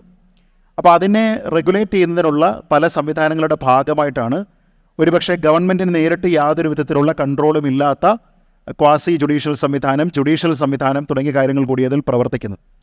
പിന്നെ നമുക്ക് ഭരണഘടനയുടെ തന്നെ ഭാഗമായിട്ടുള്ള ചില കോൺസെപ്റ്റ്സ് ഉണ്ട്. ഉദാഹരണത്തിന് basic structure of the constitution, ഭരണഘടനയുടെ അടിസ്ഥാനപരമായിട്ടുള്ള ഘടന എന്നതിനെ ഓൾട്ടർ ചെയ്യാൻ പറ്റില്ല. അപ്പോൾ ഭരണഘടനയിൽ പോലും നമ്മളൊരു അമെൻമെൻറ്റ് കൊണ്ടുവരണമെന്നുണ്ടെങ്കിൽ ആ അമെൻമെൻറ്റ് കൊണ്ടുവരേണ്ടത് എങ്ങനെയാണ്, അതിൽ തന്നെ നമ്മൾ ഈ പറയുന്നത് പോലെ ഏറ്റവും കോറായിട്ടുള്ള കോൺസെപ്റ്റിൽ അമെൻമെൻറ്റ് കൊണ്ടുവരണമെങ്കിൽ അതിന് എന്തൊക്കെ ക്രൈറ്റീരിയ ഉണ്ടായിരിക്കണം എന്നൊക്കെ പറയുന്നത് ഏതെങ്കിലും ഒരു കാലത്ത് നമ്മുടെ രാജ്യം ഇങ്ങനെ ഒരു ഏകാധിപത്യത്തിലേക്ക് പോകുന്നതിനുള്ള ഒരു ചിന്ത പോലും തടയുന്നതിൻ്റെ ഭാഗമായിട്ട് നമ്മുടെ കോൺസ്റ്റിറ്റ്യൂഷൻ മേക്കേഴ്സ് കൊണ്ടുവന്നിരിക്കുന്നതാണ്. പിന്നെ രണ്ടാമത് ഈ പറഞ്ഞിരിക്കുന്നതിലൊരു പൊളിറ്റിക്കലായിട്ടുള്ളൊരു ആസ്പെക്റ്റ് കൂടിയുണ്ട്. പലപ്പോഴും നമ്മൾ ജനാധിപത്യം എന്ന് പറയുമ്പോൾ ജനങ്ങളുടെ ഒരു ഫ്രീ വില്ലാണ്. ജനങ്ങളെ സംബന്ധിച്ചിടത്തോളം നിർഭയരായിട്ട് ഒരു തെരഞ്ഞെടുപ്പിൽ പോയി എനിക്ക് ആരെയാണോ ഇഷ്ടം അത് മറ്റൊരാളിൻ്റെ എക്സ്റ്റേണൽ ഇൻഫ്ലുവൻസിന് യാതൊരു രീതിയിലും വശംവദനാകാതെ ഞാൻ പോയി എൻ്റെ സമ്മതിദാനം കൊടുക്കുക എന്നുള്ളതാണ്. ആ പ്രോസസ്സിൽ എനിക്ക് നിർഭയനായി പങ്കെടുക്കാനുള്ള സാധ്യതകൾ നമ്മുടെ രാജ്യത്ത് നിലനിൽക്കുന്നിടത്തോളം കാലം ഇതൊരു ഓട്ടോക്രസിയിലേക്കോ ഡിക്റ്റേറ്റർഷിപ്പിലേക്കോ പോകാനായിട്ട് സാധ്യമല്ല. അപ്പോൾ നമ്മുടെ നാട്ടിൽ എവിടെയെങ്കിലും ആ രീതിയിലുള്ള ഒരു പരാതി ഉണ്ടോ, എനിക്ക് സമ്മതിദാനം രേഖപ്പെടുത്തുന്നതിന് വേണ്ടി എന്നെ മേൽ ബാഹ്യ സമ്മർദ്ദമുണ്ട്, എൻ്റെ വോട്ട് ഈ വോട്ടൊക്കെ വേറെ ആൾക്കാർ ചെയ്യുന്ന രീതിയിലുള്ള ചില സംഭവങ്ങളുണ്ട്. അതൊരു പക്ഷേ പല സ്ഥലങ്ങളിലും ഒരു വലിയ പൊളിറ്റിക്കൽ മെജോറിറ്റി ഉള്ള സമയത്ത് ഒരു ബ്രൂട്ട് ഫോഴ്സ് ഉപയോഗിച്ച് പലപ്പോഴും ചെയ്യുന്ന കാര്യങ്ങളാണ്. നേരെ മറിച്ച് നമ്മുടെ ഡെമോക്രസിയെ നമ്മൾ എടുത്തു കഴിഞ്ഞാൽ ആ ഡെമോക്രസിയെ തകർക്കുന്നതിന് പറ്റുന്ന രീതിയിലുള്ള സിസ്റ്റമിക് ആയിട്ടുള്ള ഒരു സംവിധാനം അവിടെ ഇല്ല എന്നുള്ളത് വ്യക്തമാണ്. അപ്പോൾ നിങ്ങൾക്ക് നിർഭയനായി പോളിംഗ് ബൂത്തിലേക്ക് പോകാനും നിങ്ങൾക്ക് ഇഷ്ടമുള്ള രാഷ്ട്രീയ പാർട്ടിയുടെ പ്രതിനിധിക്ക് വോട്ട് ചെയ്യാനും അത് ഈ പറഞ്ഞതുപോലെ നമ്മുടെ ഈ ബൈക്യാമറൽ സിസ്റ്റത്തിൻ്റെ ഭാഗമായിട്ടുള്ള എങ്ങനെയാണ് ഒരു സ്ഥാനാർത്ഥി ജയിക്കുക ഈ തുടങ്ങിയ കുറേ സിസ്റ്റംസ് ഉണ്ട്. അപ്പം നമ്മൾ എടുത്തിരിക്കുന്ന പൊളിറ്റിക്കൽ റെപ്രസെൻറ്റേറ്റീവ് ഡെമോക്രസി എന്ന് പറയുന്നത് ഏത് രീതിയിലാണോ അത് ഇംപ്ലിമെൻറ്റ് ചെയ്യുന്ന കാലം മുതൽ ഇന്ന് വരെ യാതൊരു വിധത്തിലുള്ള പ്രശ്നവുമില്ലാതെ പോവുകയാണ്. അപ്പോൾ നമുക്ക് നോർമലായിട്ടുള്ള വ്യവസ്ഥാപിതമായിട്ടുള്ള മാർഗങ്ങൾ വഴി അധികാരത്തിലേക്ക് വരാനായിട്ടുള്ള ബുദ്ധിമുട്ട് ഒരുപക്ഷെ സംഘടനാപരമായിട്ടുണ്ടാകാം, ആശയപരമായിട്ടുള്ള ദാരിദ്ര്യമുണ്ടാകാം. അതൊക്കെ വരുന്ന സമയത്ത് നോക്കൂ, നമ്മുടെ രാജ്യം ഓട്ടോക്രസിയിലേക്ക് പോവുകയാണ്, ഇവിടെ ഡെമോക്രസി ഇല്ലാതെയാവുകയാണ്, ഇതിനെ നശിപ്പിക്കാനായിട്ട് ഒരു കൂട്ടർ ഇവിടെ വന്നിരിക്കുകയാണ് എന്നൊക്കെ പറയുന്ന രാഷ്ട്രീയമായിട്ടുള്ള ആരോപണമുണ്ട്. ഇപ്പോൾ രാഷ്ട്രീയമായിട്ടുള്ള ആരോപണം I can see the reason behind it. അപ്പോൾ അത് നമുക്ക് ഒരു പരിധി വരെ അനുവദിച്ചു കൊടുക്കാവുന്നതാണ്, കാരണം അത് അഭിപ്രായ സ്വാതന്ത്ര്യത്തിൻ്റെ ഒക്കെ ഭാഗമാണ്. പക്ഷേ അതിനപ്പുറത്തേക്ക് നമ്മുടെ ജനാധിപത്യത്തിനെ ഇല്ലാതെയാക്കുന്ന രീതിയിലുള്ള ഒരു പ്രവണത ഇവിടെ ഉണ്ടോ എന്ന് ചോദിച്ചാൽ നിശ്ചയമായും ഇല്ല. ദെൻ ഇലക്ഷൻ ടൈം ആയതുകൊണ്ട് തന്നെ നമ്മൾ പൊതുവെ പറയുന്നുണ്ടല്ലോ വൺ നേഷൻ വൺ ഇലക്ഷൻ, അതിനെക്കുറിച്ചുള്ള താങ്കളുടെ ഒരു കോൺസെപ്റ്റ് എന്താണ്? നോക്കൂ, ഇപ്പോൾ വൺ നേഷൻ വൺ ഇലക്ഷൻ ആദ്യഘട്ടത്തിലുണ്ടായിരുന്നതിൻ്റെ ഒരു ക്രൂഡ് ഫോമിൽ നിന്ന് മാറിയിട്ട് വളരെ വിശദമായിട്ട് പഴയ രാഷ്ട്രപതി ശ്രീ രാംനാഥ് കോവിന്ദിൻ്റെ നേതൃത്വത്തിൽ വളരെ കൃത്യമായി പഠിച്ച് നൂറുകണക്കിന് ആയിരക്കണക്കിന് പേജുള്ള ഒരു ഫൈനൽ റിപ്പോർട്ട് അതിലുണ്ടായിരിക്കുകയാണ്. അതിൽ പറയുന്ന ഏറ്റവും വലിയ ബെനിഫിറ്റ് എന്ന് പറയുന്നത് ചെലവ് കുറയ്ക്കാം എന്നുള്ളതാണ്. അപ്പോൾ സംസ്ഥാനങ്ങളിലുള്ള തെരഞ്ഞെടുപ്പും കേന്ദ്രത്തിലേക്കുള്ള തെരഞ്ഞെടുപ്പും ഒരേ സമയത്ത് നമ്മൾ ഒരു ഷെഡ്യൂൾ കൊണ്ടുവന്നാൽ സ്വാഭാവികമായിട്ടും നമുക്ക് കുറേയധികം കോസ്റ്റ് സേവ് ചെയ്യാൻ പറ്റും. പക്ഷേ നമ്മൾ മറുവശത്ത് വേറൊരു കാര്യം കൂടി ചിന്തിക്കേണ്ടതുണ്ട്. കോസ്റ്റാണോ എല്ലാം? നമ്മൾ ഇവിടെയെല്ലാം കോസ്റ്റ് പല കാര്യങ്ങൾക്ക് ചിലവാക്കുന്നുണ്ട്. കോസ്റ്റ് ഓപ്റ്റിമൈസേഷൻ എന്ന് പറയുന്നത് it's an entirely different game. അപ്പോൾ അതിന് നിങ്ങൾ ഒരേ സമയത്ത് തെരഞ്ഞെടുപ്പ് നടത്തിയെങ്കിൽ മാത്രമേ കോസ്റ്റ് സേവ് ചെയ്യാവൂ എന്നില്ല. നേരെ മറിച്ച് നിങ്ങളുടെ ഇലക്ഷൻ എക്സ്പെൻസസ് റെഗുലേറ്റ് ചെയ്യുക, ഏതൊക്കെ രീതിയിൽ ഏതൊക്കെ മാർഗ്ഗങ്ങളിൽ കൂടി നിങ്ങൾക്ക് ഇലക്ഷൻ പ്രചരണം ഉൾപ്പെടെയുള്ള കാര്യങ്ങൾ ചെയ്യാം. നിങ്ങൾ ഡിജിറ്റലൈസേഷനെ നിങ്ങൾ പുൽകുന്നുണ്ട് എങ്കിൽ അതിൻ്റെ സാധ്യതകൾ എങ്ങനെ പ്രയോജനപ്പെടുത്താം. പോളിംഗ് ബൂത്തുകളുമായി ബന്ധപ്പെട്ട അതിൻ്റെ സെറ്റപ്പ് കോസ്റ്റുകളും കാര്യങ്ങളും ഉണ്ടെങ്കിൽ പല വിദേശ രാജ്യങ്ങളിലും ചെയ്യുന്നത് പോലെ ഓൺലൈനായിട്ടുള്ള വോട്ടിംഗ് എന്നുള്ള സാധ്യത നിങ്ങൾ പരിശോധിച്ചിട്ടുണ്ടോ തുടങ്ങി ഒരുപാട് കാര്യങ്ങൾ കോസ്റ്റ് ഒപ്റ്റിമൈസേഷനുമായി ബന്ധപ്പെട്ട് എക്സ്പ്ലോർ ചെയ്യാതെ അവിടെ നിൽക്കുകയാണ്. അപ്പം നമ്മൾ പറയുന്നത് വെച്ചാൽ ഒരേ സമയത്ത് തെരഞ്ഞെടുപ്പ് നടത്തിയാൽ 2 സമയത്ത് നടത്തുന്നതുമായി ബന്ധപ്പെട്ടുണ്ടായിരുന്ന ഡബിൾ കോസ്റ്റിനെ കുറയ്ക്കാം എന്ന് പറയുമ്പോൾ ഈ കോസ്റ്റിലുള്ള ഒരു മൈനർ അഡ്വാൻറ്റേജ് മാത്രമേ പറയുന്നുള്ളൂ. നേരെ മറിച്ച് നമുക്ക് വളരെ കൃത്യമായിട്ടുള്ള ഒരു അധികാര വികേന്ദ്രീകരണമുണ്ട്, ഡീസെൻട്രലൈസേഷൻ ഓഫ് പവർ ഉണ്ട്. ലോക്കൽ ബോഡികളുടെ വിഷയങ്ങൾ എന്തായിരിക്കണം, ലോക്കൽ ബോഡിയിലെ തെരഞ്ഞെടുപ്പ് ഏത് സമയത്ത് നടത്തണം, എന്ത് മൈൻഡ് സെറ്റോടുകൂടി വോട്ടർ അവിടെ പോയി നമ്മുടെ ഒരു പ്രതിനിധിയെ തിരഞ്ഞെടുക്കണം എന്നുള്ള ഒരു സ്വാതന്ത്ര്യം നിലവിലൊരു വോട്ടർക്കുണ്ട്. ഇതേപോലെ അസംബ്ലിയിലേക്ക് പോകുന്ന സമയത്ത് പ്രാദേശികമായിട്ട് നമ്മുടെ സംസ്ഥാനത്തിൻ്റെ അതിർത്തിക്കുള്ളിൽ നിൽക്കുന്ന വിഷയങ്ങളിൽ നമ്മളുടെ അഭിപ്രായം എന്താണ്, അവിടെയുള്ള നയരൂപീകരണത്തിൽ നമ്മൾ ആരോടൊപ്പമാണ് എന്നതുമായി ബന്ധപ്പെട്ട ഒരു ക്ലാരിറ്റി ഓഫ് തോട്ട് നമുക്ക് തരാൻ നിലവിലുള്ള അസംബ്ലി ഇലക്ഷനുകൾക്ക് സാധിക്കുന്നുണ്ട്. ഒപ്പം ഇതുമായി ബന്ധമില്ലാത്ത സമയത്ത് കേന്ദ്രത്തിലേക്കുള്ള തെരഞ്ഞെടുപ്പ് വരുമ്പോൾ കേന്ദ്രം ആര് ഭരിക്കണം, നമ്മൾ ഈ പ്രാദേശികമായിട്ടുള്ള പരിഗണനകൾക്ക് അപ്പുറത്തേക്ക് ദേശീയ താല്പര്യം എന്താണ്, സ്റ്റെബിലിറ്റി ഉള്ള ഒരു ഗവൺമെൻറ് വന്നാൽ എങ്ങനെയാണ്, അവരുടെ പോളിസി എന്താണ് തുടങ്ങിയ കാര്യങ്ങളുമായി ബന്ധപ്പെട്ടും ഒരു ക്ലാരിറ്റി ഓഫ് തോട്ട് ഉണ്ടാകണം. ഇതിൽ എല്ലാ ഇലക്ഷനും ഒരേ സമയത്ത് നടന്നാൽ ഉണ്ടാകുന്ന ഒരു പ്രശ്നം, ഡിസേണിംഗ് ആയിട്ടുള്ള ഒരു വോട്ടറെ സംബന്ധിച്ചിടത്തോളം ഇയാൾക്ക് ലോക്കൽ ബോഡിയിൽ ആര്, അസംബ്ലിയിൽ ആര്, കേന്ദ്രത്തിൽ ആര് എന്നതിനെപ്പറ്റി ഡിസേൺ ചെയ്യാൻ പറ്റുന്ന കാര്യമുണ്ട്. പക്ഷെ നമ്മൾ ഇപ്പോഴും ഇന്ത്യയെപ്പറ്റി പറയുമ്പോൾ പല സംസ്ഥാനങ്ങളിലുമുള്ള വോട്ടർമാരുടെ ഒരു ആവറേജ് വോട്ടറിൻ്റെ ഒരു ഡിസേണിംഗ് കേപ്പബിലിറ്റിയെ പറ്റി പറയുമ്പോൾ ഇതെല്ലാം തന്നെ മിക്സ്ഡ് അപ്പാണ്. അതായത് ഒരു വലിയ ദേശീയ വിഷയമുണ്ടെന്ന് കരുതിക്കോളൂ. ഇപ്പോൾ ഉദാഹരണത്തിന് ഇന്ത്യ പാകിസ്ഥാൻ യുദ്ധം. ഈ ഒരൊറ്റ വിഷയം സംസ്ഥാന പ്രാദേശിക താല്പര്യങ്ങൾക്ക് മുകളിലേക്ക് നിങ്ങളുടെ ചിന്തയെ സ്വാധീനിക്കാൻ പറ്റുന്ന കാര്യമാണ്. അതേപോലെ സംസ്ഥാനത്തിൽ ഒരു വലിയ കറപ്ഷൻ ഉണ്ടെന്ന് കരുതിക്കോ. കേന്ദ്രം ഭരിക്കുന്ന പാർട്ടിയുടെ തീരുമാനവുമായി ബന്ധപ്പെട്ട് അനുകൂലിക്കണോ പ്രതികൂലിക്കണോ എന്നുള്ള ചിന്തയെ ബൈപ്പാസ് ചെയ്യുന്നതിന് പറ്റുന്ന രീതിയിലുള്ള ഒരു ചിന്ത ഈ അസംബ്ലിയുമായി ബന്ധപ്പെട്ട് വരും. ഇത് രണ്ടും ഒരു വോട്ടർ എന്ന രീതിയിലുള്ള നിങ്ങളുടെ ഡിസേണിംഗ് കപ്പാസിറ്റിയെ സ്വാധീനിക്കുന്ന കാര്യങ്ങളാണ്. നേരെ മറിച്ച് ഇതൊക്കെ വ്യത്യസ്തമായ സമയത്താണ് നടത്തുന്നത് എങ്കിൽ ഒറ്റ വിഷയത്തിൻ്റെ പേരിലായിരിക്കില്ല നിങ്ങൾ വോട്ട് ചെയ്യുന്നത്. ഇപ്പോൾ നിങ്ങൾക്കൊരു പക്ഷേ സെൻറ്ററിൽ ഒരു സുസ്ഥിര ഭരണം ഉണ്ടാകണമെന്ന് പറഞ്ഞ് നിങ്ങൾ BJP ആണ് ഫേവർ ചെയ്യുന്നത് എങ്കിൽ പ്രാദേശികമായിട്ട് ഒരുപക്ഷെ വെൽഫെയർ പൊളിറ്റിക്സ് കൂടുതലായിട്ട് കോൺസെൻട്രേറ്റ് ചെയ്യുന്ന ഒരു വിഷയം ഒരു ആം ആദ്മി പാർട്ടിയെ നിങ്ങൾ തിരഞ്ഞെടുക്കാനുള്ള സാധ്യതയുണ്ട്. ഇത് ആസ് എ വോട്ടർ എൻ്റെ ചോയ്സാണ്. 1 നേഷൻ 1 ഇലക്ഷൻ വരുന്ന സമയത്ത് ഇത് കോംപ്രമൈസ് ചെയ്യും. ഇതിനേക്കാളൊക്കെ അപ്പുറത്തേക്ക് വലിയൊരു അപകടം വേറെയുമുണ്ട്. ആ അപകടമാണ് ഞാൻ നോക്കിയിട്ട് ഇതിലുള്ള ഏറ്റവും പ്രധാനപ്പെട്ട പ്രശ്നം. ഫോർ എക്സാമ്പിൾ, നിങ്ങൾക്കൊരു ഷെഡ്യൂളുണ്ട്. ഓരോ 5 വർഷം കൂടുന്തോറും പാർലമെൻറ്റ് ഇലക്ഷൻ, അതിനോടൊപ്പം ഇന്ത്യയിലുള്ള എല്ലാ സംസ്ഥാനങ്ങളിലും അതേപോലെ അസംബ്ലീസ് ഉള്ള UTയിലും നിങ്ങൾ തിരഞ്ഞെടുപ്പ് നടത്തുക. നേരെ മറിച്ച് ഒരു 3 വർഷം കഴിഞ്ഞപ്പോൾ നിങ്ങളുടെ ഒരു സർക്കാരിൻ്റെ ഭൂരിപക്ഷം നഷ്ടപ്പെട്ടു. എന്ത് ചെയ്യും? പകരം അവിടെ ഒരു ഗവൺമെൻറ് ഉണ്ടാക്കാനുള്ള ഒരു സംവിധാനം അവിടെ ഇല്ല. നിങ്ങളുടെ ഒരു MP എന്തെങ്കിലും ഒരു കാരണത്താൽ അയോഗ്യത കൽപ്പിക്കപ്പെട്ടു, അല്ലെങ്കിൽ ഒരു MLA ഒരു ദൗർഭാഗ്യകരമായ സാഹചര്യത്തിൽ മരണപ്പെട്ടു. അടുത്ത 2 വർഷമുണ്ട്. നിങ്ങൾ എന്ത് ചെയ്യും? ഒന്നുകിൽ അവിടെ ഒരു ബൈ ഇലക്ഷൻ ഒരു കോൺസ്റ്റിറ്റ്യുവൻസിയിൽ വരണം, അതല്ല എങ്കിൽ ഒരു അസംബ്ലി തന്നെ ഡിസ്മിസ് ചെയ്യപ്പെടുന്ന സാഹചര്യമുണ്ടെങ്കിൽ പുതിയൊരു തെരഞ്ഞെടുപ്പ് വരണം. പുതുതായി വരുന്ന സർക്കാരിൻ്റെ ആയുസ് 2 വർഷമാണ്. നിങ്ങളുടെ ഈ ലാർജർ 5 ഇയർ എന്ന് പറയുന്ന നിങ്ങളുടെ മൈൽ സ്റ്റോണിലേക്ക് ഇനി 2 വർഷമേ ഉള്ളൂവെങ്കിൽ നിങ്ങൾ ആ 2 വർഷത്തേക്ക് ഈ പറയുന്ന എല്ലാ ഇലക്ഷൻ മെഷീനറിയും ഉപയോഗിച്ച്, പ്രചരണത്തിന് പണം ഉപയോഗിച്ച്, ഉദ്യോഗസ്ഥരെ വിനിയോഗിച്ച് നിങ്ങൾ ഈ പരിപാടിയെല്ലാം നടത്തിയതിന് ശേഷം നിങ്ങൾക്ക് കിട്ടുന്ന എല്ലാ കാര്യങ്ങളും ഉപയോഗിക്കാനുള്ളത് 2 വർഷം. അത് കഴിയുമ്പോൾ വീണ്ടും നിങ്ങൾ ഇതിലേക്ക് പോവുകയാണ്. അതിനെ മറികടക്കാനായിട്ടുള്ള സംവിധാനം എന്താണ് എന്നതിനെപ്പറ്റി കൃത്യമായിട്ടുള്ള ഒരു ഉത്തരം ഇതിലില്ല. അപ്പോൾ ആസ് എ കോൺസെപ്റ്റ് ചെലവ് ചുരുക്കാൻ എന്ന് പറഞ്ഞാൽ ചെലവ് ചുരുക്കൽ മാത്രമല്ല, ജനാധിപത്യത്തിൽ അതിനേക്കായി കൂടുതലായിട്ടുള്ള ചില കാര്യങ്ങളുണ്ട് എന്നുള്ളത് കൊണ്ട് ഇപ്പോൾ ഡിസ്കസ് ചെയ്യുന്ന രീതിയിലുള്ള 1 നേഷൻ 1 ഇലക്ഷൻ എന്ന കോൺസെപ്റ്റിനോട് ആശയപരമായിട്ട് എനിക്ക് യോജിപ്പില്ല. പ്ലസ് ഇവിടെ നമ്മുടെ ഒരുപാട് കുട്ടികൾ പുറത്തേക്ക് പോകാനായിട്ട്, ജോലിക്കാണെന്നുണ്ടെങ്കിലും ഹയർ സ്റ്റഡീസിനാണെങ്കിലും പുറത്തേക്ക് പോകാനായിട്ട് ഇങ്ങനെ വെയിറ്റ് ചെയ്യുന്നുണ്ടാവും. അവരോടൊക്കെ ആയിട്ട് എന്താ പറഞ്ഞു കൊടുക്കാനുള്ളത്? അല്ല, നോക്കൂ, ഇത് നമ്മൾ പലപ്പോഴും പറയുന്ന ഒരു കാര്യമാണ് ബ്രെയിൻ ഡ്രെയിൻ. കേരളത്തിൽ ഏറ്റവും കൂടുതൽ ഇപ്പോൾ ഞാൻ ഉൾപ്പെടെ ചർച്ചകളിൽ പങ്കെടുക്കുന്ന സമയത്ത് ബ്രെയിൻ ഡ്രെയിൻ എന്ന് പറയുന്ന ഒരു കോൺസെപ്റ്റ് അപകടകരമായിട്ടുള്ള ഒരു സാഹചര്യം ഉണ്ടാക്കുന്നുണ്ട് എന്നുള്ള അഭിപ്രായം പറയുന്ന ആൾക്കാരാണ്. പക്ഷേ നമ്മൾ ഈ ഗ്ലോബലൈസേഷൻ്റെ ഒക്കെ കാലഘട്ടത്തിൽ നമ്മൾ എല്ലായിടത്തുമുള്ള പ്രോഡക്റ്റിനെ നമുക്ക് സ്വീകരിക്കാനായിട്ടുള്ള വലിയ താല്പര്യവും ഒരുപക്ഷെ സാമ്പത്തിക ശേഷിയും ഒക്കെ തന്നെ ഉള്ള വളരെ വലിയൊരു ഇക്വിറ്റി ഉള്ള ഒരു കാലഘട്ടത്തിലാണ് നമ്മൾ ജീവിക്കുന്നത്. അപ്പോൾ അങ്ങനെ നോക്കിക്കഴിഞ്ഞാൽ ഉന്നത വിദ്യാഭ്യാസത്തിന് മെച്ചപ്പെട്ട സെൻറ്ററുകൾ ഉണ്ടെങ്കിൽ അവിടേക്ക് പോകുന്നതിനോ അവിടെ ഒരു പക്ഷേ കുറച്ചുകൂടി നിങ്ങൾക്ക് ഒരു സ്റ്റെബിലിറ്റി ഓഫ് ഇൻകം, ഒരുപക്ഷെ ഒരു social status, quality of life ഒക്കെ കിട്ടുന്ന രീതിയിലത്തേക്കുള്ള ഒരു സ്ഥലത്ത് പെർമനൻ്റ് ആയിട്ട് നിങ്ങൾ സെറ്റിൽ ചെയ്യുന്നതിലോ തെറ്റില്ല. പക്ഷേ ഇവിടുത്തെ പ്രധാനപ്പെട്ട പ്രശ്നം അതല്ല.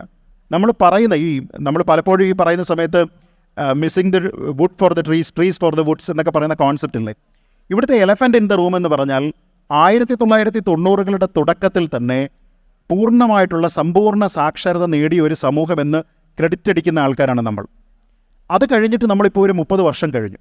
ഈ 30 വർഷം കഴിഞ്ഞതിന് ശേഷം അതിൻ്റെ അടുത്ത ലെവലിലേക്ക് നമ്മൾ എന്താണ് ചെയ്തത് എന്ന് ചോദിച്ചാൽ നമ്മൾ കാര്യമായിട്ടൊന്നും ചെയ്തിട്ടില്ല. കുറേയധികം ഇൻസ്റ്റിറ്റ്യൂഷൻസ് ഉണ്ടായിട്ടുണ്ടോ? ഉണ്ട്. കുറേയധികം സർവകലാശാലകൾ ഉണ്ടായിട്ടുണ്ടോ? ഉണ്ട്. ഇന്ത്യയിലെ തന്നെ ടോപ്പ് 500 ഇൻസ്റ്റിറ്റ്യൂഷൻസിൽ വരുന്ന എത്ര സ്ഥാപനങ്ങൾ കേരളത്തിലുണ്ട്?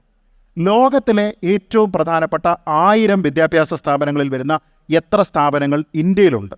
നമ്മൾ നോക്കിക്കഴിഞ്ഞാൽ പല IIT-കളും IIM-കളും IISc-കളും ഒന്നും തന്നെ അവിടെ എത്തുന്നില്ല.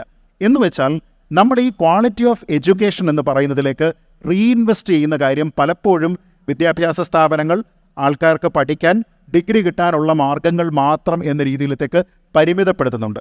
ഇതിനപ്പുറത്തേക്ക് നമ്മുടെ സാധ്യതകൾ നമ്മൾ വൊക്കേഷണലായിട്ട് ചിന്തിച്ച് നോക്കൂ. ഇപ്പോൾ കേരളത്തിൽ നമ്മളെല്ലാവരും പറയുന്നൊരു കാര്യമാണ് കൺവെൻഷനലായിട്ടുള്ള ഒരു പക്ഷേ തമിഴ്നാട്ടിലെയോ ഗുജറാത്തിലെയോ മഹാരാഷ്ട്രയിലെയോ പോലെയുള്ള വ്യവസായങ്ങൾക്ക് ഇവിടെ സാധ്യതയില്ല. ശരി, പക്ഷേ സാധ്യതയുള്ള വ്യവസായങ്ങളുണ്ടല്ലോ. ഇപ്പോൾ ഞാൻ ജോലി ചെയ്യുന്ന സ്ഥാപനം ടെക്നോ പാർക്ക് 1990-കളിൽ ഇന്ത്യയിൽ ഒരു പക്ഷേ മറ്റേതൊരു സംസ്ഥാനവും IT-യെ എംബ്രേസ് ചെയ്യുന്നതിന് മുൻപ് എംബ്രേസ് ചെയ്തിരുന്ന സംസ്ഥാനമാണ് കേരളം. 30 വർഷം കഴിഞ്ഞപ്പോഴത്തേക്കോ മറ്റെല്ലാ സംസ്ഥാനങ്ങളിലും വളരെ വലിയ രീതിയിലുള്ള പുരോഗതി വന്നു. ഒഡീഷ പോലെയുള്ള സംസ്ഥാനങ്ങളിലൊക്കെ തന്നെ ഫാർ ബെറ്ററായിട്ട് ഇപ്പോൾ അവർ ആ മേഖലയിൽ പോവുകയാണ്. കേരളത്തിനെ സംബന്ധിച്ചിടത്തോളം ഏർലി അഡോപ്റ്റർ ആയിരുന്നു, പക്ഷേ സസ്റ്റെയിൻ ചെയ്തില്ല. പകരം എന്താ സംഭവിക്കുക? നമ്മളിപ്പോഴും പുതുതായിട്ട് കമ്പനികൾ വരുന്നോ? വരട്ടെ. ജോബ് കൊടുക്കട്ടെ. കുറേ സ്ഥാപനങ്ങളുണ്ട്, നിങ്ങൾ അവിടെ നിന്ന് ക്യാമ്പസ് സെലക്ഷൻ എടുക്കുന്നുണ്ടോ? എടുക്കട്ടെ. ഇതിനപ്പുറത്തേക്ക് ഇവിടെയുള്ള മറ്റ് മേഖലകളിലേക്ക് ഡൈവേഴ്സിഫൈ ചെയ്യാനായിട്ട് ശ്രമിക്കുന്നില്ല. Fintech, agritech, space tech, robotics, നേരത്തെ പറഞ്ഞതുപോലെ AI, ML, natural language processing, എത്രയോ സാധ്യതകളുണ്ട്. നമ്മളിതൊക്കെ പലപ്പോഴും ചർച്ചകളിൽ പറയുന്നു എന്നതിനപ്പുറത്തേക്ക് ഇതിൻ്റെ സാധ്യതകൾ ഉപയോഗപ്പെടുത്തുന്ന രീതിയിലുള്ള സ്കിൽ ഡെവലപ്മെൻറ്റ് ഇൻസ്റ്റിറ്റ്യൂഷനുകൾ നമ്മുടെ നാട്ടിൽ ഉണ്ടാകുന്നില്ല. അതുണ്ടാകണം. അവിടേക്ക് കൂടുതലായിട്ട് ആൾക്കാർ വരണം. ഗ്രാജുവേറ്റ് ചെയ്യുന്നയാൾ എന്നാൽ എടുക്ക് പണി എന്ന് പറയുന്ന സമയത്ത് അവന് കൊടുക്കാനായിട്ടുള്ള സെൻറ്ററുകൾ ഉണ്ടാകണം. അപ്പോൾ അത് മൊത്തത്തിലുള്ളൊരു ഹോളിസ്റ്റിക് ഡെവലപ്മെൻറ്റിൻ്റെ ഭാഗമാണ്. ഒരു സെക്ടറിലോ ഒരു വ്യക്തിയോ ഒരു ഒരു പൊളിറ്റിക്കൽ പാർട്ടിയോ വിചാരിച്ചാൽ പറ്റുന്ന കാര്യമല്ല. ഇതൊരു മെൻറ്റാലിറ്റിയാണ്. It's an attitude of your mind. അത് ചേഞ്ച് ചെയ്യണമെന്നുണ്ടെങ്കിൽ അത് നമ്മൾ പെട്ടെന്ന് അഡോപ്റ്റ് ചെയ്യണം. പക്ഷേ ഇവിടെ സംഭവിക്കുന്നത് എന്താ? നമ്മുടെ ഈ പുതിയ ജനറേഷനിലുള്ള ആൾക്കാർക്ക് ദേ ആർ ഏർലി അഡോപ്റ്റേഴ്സ്. നമ്മൾ പണ്ട് IT-യെ പുൽകിയ സമയത്തുള്ളതുപോലെയാണ് ഇവർ ചിന്തിക്കുക. ഇവിടെ വന്നിട്ട് ഡെവലപ്മെൻറ്റ് വന്നതിന് ശേഷം ഇവിടെ പഠിച്ച് ഗ്രാജുവേറ്റ് ചെയ്യാനായിട്ട് വെയിറ്റ് ചെയ്യുന്ന ആൾക്കാരല്ല. So they will naturally go abroad. അതുകൊണ്ട് നമ്മൾ ഇനി അടുത്ത ഒരു 20 വർഷം കഴിഞ്ഞിട്ട് എന്താണ് എന്നതിനെപ്പറ്റി ചിന്തിക്കണം. അതല്ല എങ്കിൽ നമ്മുടെ കൊല്ലം ബൈപ്പാസ് പോലിരിക്കും. 1980-ലെ കോൺസെപ്റ്റാണ്. 2020-കളിൽ അത് പൂർത്തിയാകുന്ന സമയത്ത് എത്ര വണ്ടി പോകും എന്നുള്ളത് നമുക്കറിയാം. ആ കാലഘട്ടത്തിന് 40 വർഷം കഴിഞ്ഞെന്ത് വേണം എന്നായിരുന്നു നമ്മൾ ചിന്തിക്കേണ്ടത്. ഇന്നത് ചിന്തിച്ചില്ല എങ്കിൽ ഞാൻ നേരത്തെ പറഞ്ഞതുപോലെ കേരളത്തിൽ അങ്ങോളം ഇങ്ങോളം കുമ്പനാട് പോലെയുള്ള കുറേയധികം വലിയ കെട്ടിടങ്ങളുള്ള പ്രായമായ അപ്പനും അമ്മയും മാത്രമുള്ള കുറേ സ്ഥലങ്ങളായിട്ട് കേരളം മൊത്തത്തിൽ മാറും. അത് മാറാതിരിക്കണമെങ്കിൽ ഇദ്ദേഹത്തെ പോലെയുള്ള ആൾക്കാർ ചിന്തിക്കണം. അതേപോലെ നമ്മുടെ രാഷ്ട്രീയക്കാർ ചിന്തിക്കണം. പോളിസി മേക്കിംഗ് ഉണ്ടാകണം. ആ പോളിസിക്ക് വേണ്ടിയിട്ട് ആൾക്കാരോട്, വിദ്യാർത്ഥികളോട് നിങ്ങൾക്ക് എന്താണ് ആവശ്യം എന്ന് ചോദിക്കാനായിട്ടുള്ള ഒരു മനസ്ഥിതി ഉണ്ടാവുക. അതുകൊണ്ടാണ് ഞാൻ പറഞ്ഞത് it's an attitude of your mind. അത് ഉണ്ടാകട്ടെ എന്നുള്ളതാണ് എൻ്റെ പ്രാർത്ഥന.